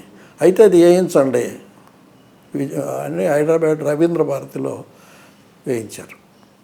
అప్పుడు ఆడిటోరియం ఏంటంటే తెలుసా అండి, జనం ఓన్లీ సర్వేపల్లి రాధాకృష్ణ గారు, వాళ్ళ మిస్సెస్, వాళ్ళ ఫ్యామిలీ, రాష్ట్రపతి తప్పితే మా వాళ్ళు ఎమ్మెల్యేలు ఎంపీలు తప్పితే ఇంకెవరు లేరు. వాళ్ళ సంవత్సరంలో నాటకం ఆడాం. ఆయన పైకి వచ్చి ఒకటే చెప్పాడు, నేను పృథ్వీరాజ్ కపూర్ ఆడిన నాటకం చూశాను, మన తెలుగులో అంతకంటే గొప్ప వాళ్ళు ఉన్నారని నేను అనుకోలేదు, మహానుభావులు, చాలా గొప్పగా ఉంది నాటకం అని చెప్పి, ఆ ఫోటోలు లేవు నా దగ్గర, మెచ్చుకుని సరే అని చెప్పి 200 నాటకాలు ఆడాలి వార్ బోర్డర్లో, మీకు ఎంత కావాలంటే అంత ఇస్తాం డబ్బులు అని చెప్పారు. అప్పుడు మేము తిరిగి వెళ్ళిపోయిన తర్వాత చెన్నైలోనే ఉన్నాం అందరం. చెన్నైకి పివి గారు వచ్చాడు. పివి గారు వచ్చి పాలగుమ్మి పద్మరాజు గారు, పివి గారు, డాక్టర్ గారు, కాకరాల వీళ్ళందరూ వెళ్ళి కథ వినిపిస్తున్నారు ఆయనకి. కథ వినిపిస్తుంటే స్క్రిప్టు, అప్పుడు ఆయనకు హార్ట్ అటాక్ వచ్చింది. హార్ట్ అటాక్ వస్తే కోడిగుడ్డు తీసుకురా తాగాడు, సరిపెట్టుకోలేకపోయాడు. అది హాస్పిటల్ అడ్మిట్ అవ్వాల్సిన పని వచ్చింది. వెంటనే పివి గారు చూసి హాస్పిటల్ అడ్మిట్ చేయించాడు, జనరల్ హాస్పిటల్లో. సరే, అక్కడ మనం పక్కనే ఉన్నాం. మాట్లాడితే లేచి, ఒరేయ్ ఇంత ఎర్ర రంగు ఇంత తెల్ల రంగు పోయటం కాదురా మేకప్ అంటే అని చాలా సన్నిహితంగా ఉండేవాడు, మాట్లాడేవాడు. సరే, అయితే అది తెలిసి రామచంద్రారెడ్డి గారు పరిగెట్టుకొస్తే మేము పక్క నుండి వింటున్నాం. వాళ్ళు ఎలా మాట్లాడుకున్నారంటే, ఒక పేషెంట్ని 2 డాక్టర్లు, ఈ జబ్బు ఏంటి, ఈ జబ్బు ఇలా చేస్తే ఈ మందు వేస్తే తగ్గుద్దా, ఆశ్చర్యపోయామండి. ఒక పేషెంట్ని పక్కన పెట్టి ఆ కేసెట్ చూస్తూ ఈయన కళ్ళమ్మ నీళ్ళు వస్తున్నాయి. రామచంద్రారెడ్డి గారికి చూశాడు. సరే, ఇక రాజా నేను ఒక అరగంట కూర్చున్నాడు. రాజా నేను వెళ్ళి వస్తానన్నాడు. నేను పంపించడానికి బయటకు వచ్చాను. వస్తే అందరూ బాగుండాలని కోరుకోండి ఆయన, ఏదన్నా అంటే నేను పలానా చోట ఉంటాను, నా ఫోన్ నెంబర్ ఇది, ఫోన్ చేయండి అని చెప్పాడు. సరే ఆయన నెక్స్ట్ డేకి అయిపోయాడు. బాడీని తీసుకెళ్ళాము. ఆయనకి ఫోన్ చేసి చెప్పాము, నేను రాలేను, నేను చూడను అన్నాడు. లేదండి మీరు రాకపోతే బాగుండదండి. అప్పుడు రామారావు గారు ఎక్కడి నుంచో ఆయనతో పని చేయలేదు, ఆయన ఎక్కడి నుంచో తెలుసుకుని వచ్చి అలా నిలబడిపోయి ఆలోచించి, పరిస్థితి ఏంటి, వీళ్ళ పరిస్థితి, ఇంట్లో ఫ్యామిలీ పరిస్థితి ఏంటి, జమనొచ్చు కలెక్ట్ చేయి, ఇమీడియట్గా కలెక్ట్ చేయ డబ్బులు, నేనేం తీస్తాను అంటే ఫైనాన్షియల్గా ఆయన ఎదగలేదా? ఎదగటం అంటే మంది ఇచ్చినా డబ్బు తీసుకోలేదు, అంత ఉదారం. అలా నిలబడైన రామారావు హెల్ప్. ఎన్టీఆర్ గారు మరి అప్పట్లో అట్లా ఆలోచించడం అంటే, అసలు ఎన్టీఆర్ గారికి అలా వస్తుందని నేను ఎక్స్పెక్ట్ చేయలేదు. నేనే పక్కన నిలబడ్డాను, నాకు బాగా పరిచయం కదా. అంటే ఏమిటి చాలా కష్టం అండి, ఏం లేదంటే జమున రండి వేయండి, తలా కాస్త వేయండి, కలెక్ట్ చేయండి, డబ్బులు కలెక్ట్ చేయండి ఇమ్మీడియట్గా, నేను చూసుకుంటాను అని వెళ్ళిపోయాడు. ఒక అరగంట ఉన్నట్టు వెళ్ళిపోయాడు. బాడీ దగ్గరకు ఆయన ఎక్కడ నేను చూడలేదు, ఆయన్ని ఘంటసాల గారు వచ్చిపోయినా కానీ కనపడలేదు వాళ్ళు అని చెప్పి వెళ్ళిపోయాడు. రామచంద్రారెడ్డి గారు పిలిచి బత్యంలాడు పిలిచి తీసుకొస్తే చూశాడు, గొల్లు నేర్చాడు, బయటకు వచ్చాడు. నేను ఎందుకు రానన్నానో తెలుసా, నా రాజా నాకు ఎప్పుడు గుర్తుకొచ్చినా ఆ నవ్వుమొహం గుర్తు రావాలి, నన్ను చంపేశారు మీరు, నాకు ఈ ముఖమే గుర్తుకొస్తుంది అని గొల్లు నేర్చేశాడండి. వాళ్ళ గొప్పతనం. ఒకసారి నాటకం జరుగుతుంది సీతారామరాజు గుడివాడలో జరుగుతుంటే, నేను ఆయనకి మేకప్ లాస్ట్ రూదర్ఫర్డ్ క్యారెక్టర్.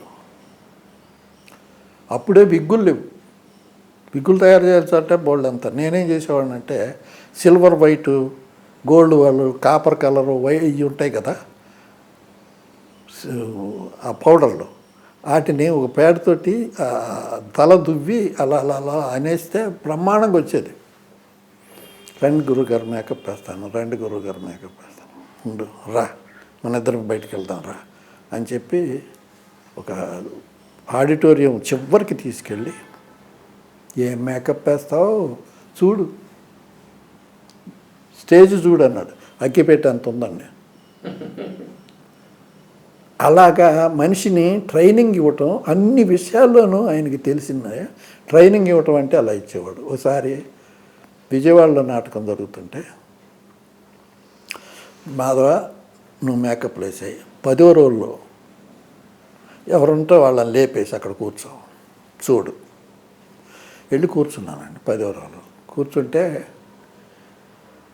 మొహం బొట్టు కనపట్టలేదు.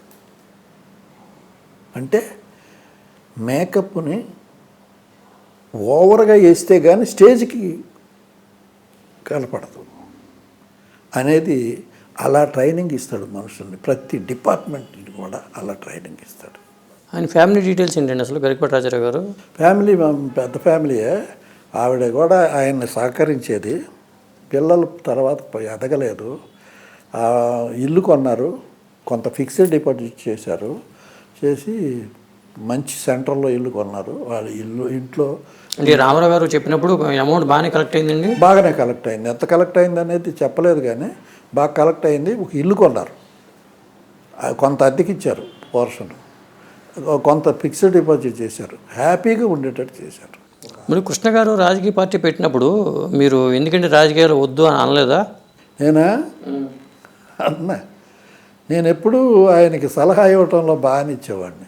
తర్వాత ఫస్ట్ రాజకీయ పార్టీ పెట్టినప్పుడు ఆయన కూడానే ఉండేవాడిని. ఆ కారులోనే ఎక్కడికి వెళ్ళాలన్నా కానీ ముందు ఫ్రంట్ సీట్లో నేను కూర్చునేవాడిని, ఒక కర్ర ఒకటి పట్టుకొని లాఠీ కూర్చునేవాడిని. వెళ్ళేవాళ్ళం మీటింగ్ డయాస్ దగ్గర వాళ్ళని వదిలేసి నేను బయట ఎంక్వైరీ చేసేవాడిని. ఫస్ట్ టైం వెళ్ళినప్పుడు ఒక చోటకి వెళ్తే ఒక తాగి ఒకడు ఉన్నాడు. ఏమయ్యా ఏంటయ్యా ఆయన వచ్చి కృష్ణ గారంట, ఆయన వచ్చి మీటింగ్లు చెబుతున్నాడు. బాల బుల్రామయ్య ఎక్కడ, ఈయన ఎక్కడ అని అన్నా. బాల బుల్రామయ్య గిల్రామయ్య ఆడెందుకు వస్తాడు, ఆడే వస్తాడు, కృష్ణ వస్తాడు అన్నాడు. సాయంత్రం బయలుదేరేటప్పుడు కృష్ణ గారు మనం గెలుస్తున్నామంటారు. అదేంటయ్యా అన్నాడు. ఇది జరిగిన ఇన్సిడెంట్, నేను బయట ఎంక్వైరీ చేస్తాను. ఏలూరు ఎంపీగా ఉంటారు. ఏలూరు ఎంపీగా ఫస్ట్ బ్రహ్మాండంగా గెలుస్తామండి అని. కాకపోతే ఆయన ఏంటంటే దాని మీద దృష్టి పెట్టాల. మెయిన్ ఏంటంటే రాజకీయంగా అంత దృష్టి పెట్టలేదు. ఎదగాలని అనుకోలే, దృష్టి పెట్టాల. అప్పుడే సినిమాలు మానేసి రాజకీయంగా ఎదిగి ఉంటే, పైగా ఈయనలో ఉన్న లోపాలు కొన్ని ఉన్నాయి. అది మేము నవ్వుకునేవాళ్ళం. నేను రాజీవ్ గాంధీని కలిశాను, చెన్నారెడ్డిని వద్దన్నాను, ఇంకెవరన్నా పెట్టమన్నాను అని చెప్తాడు. అంటే ఇప్పుడు రామారావు గారి తర్వాత ఆయన్ని అటాక్ చేయగలిగిన కెపాసిటీ ఈయన ఒక్కడికే ఉంది కదా. ఆ వర్గంలో నుంచి వచ్చిన మనిషే కదా. అది ఈయన అక్కడికి వెళ్ళి అప్పుడు సీఎం అయ్యి ఉన్నట్టయితే ఆయన చాలా కాలం నిలబడేవాడు. అవును. ఆళ్ళని పెట్టమంటాం ఎందుకు, నేనే ఉంటాను. ఆళ్ళని పెట్టమంటాం ఎందుకు. అక్కడ ఎంపీ ఇది కూడా ఎంజాయ్ చేయలే పాపం. అదే ఇతరులు పోయి తిలక్ గారు వాళ్ళంతా పోయి ఎంజాయ్ చేసి వచ్చేవాళ్ళు అంతే. చాలా మొహాడని పోయి చాలా సినిమాలు ఒప్పుకున్నారని, అది డబ్బులు కూడా తీసుకునేవాడు కాదండి. డబ్బులు కూడా ఇస్తే వదిలేసేవాడు. అప్పుడు అంతా ఆయన మంచితనం ఎక్కువ ఉండేది. Thank you sir, thank you అండి, చాలా విషయాలు చెప్పారు మాకు. ఇలాంటి ఇంట్రెస్టింగ్ వీడియోస్ కోసం తప్పకుండా మా ఛానల్ని సబ్స్క్రైబ్ చేయండి.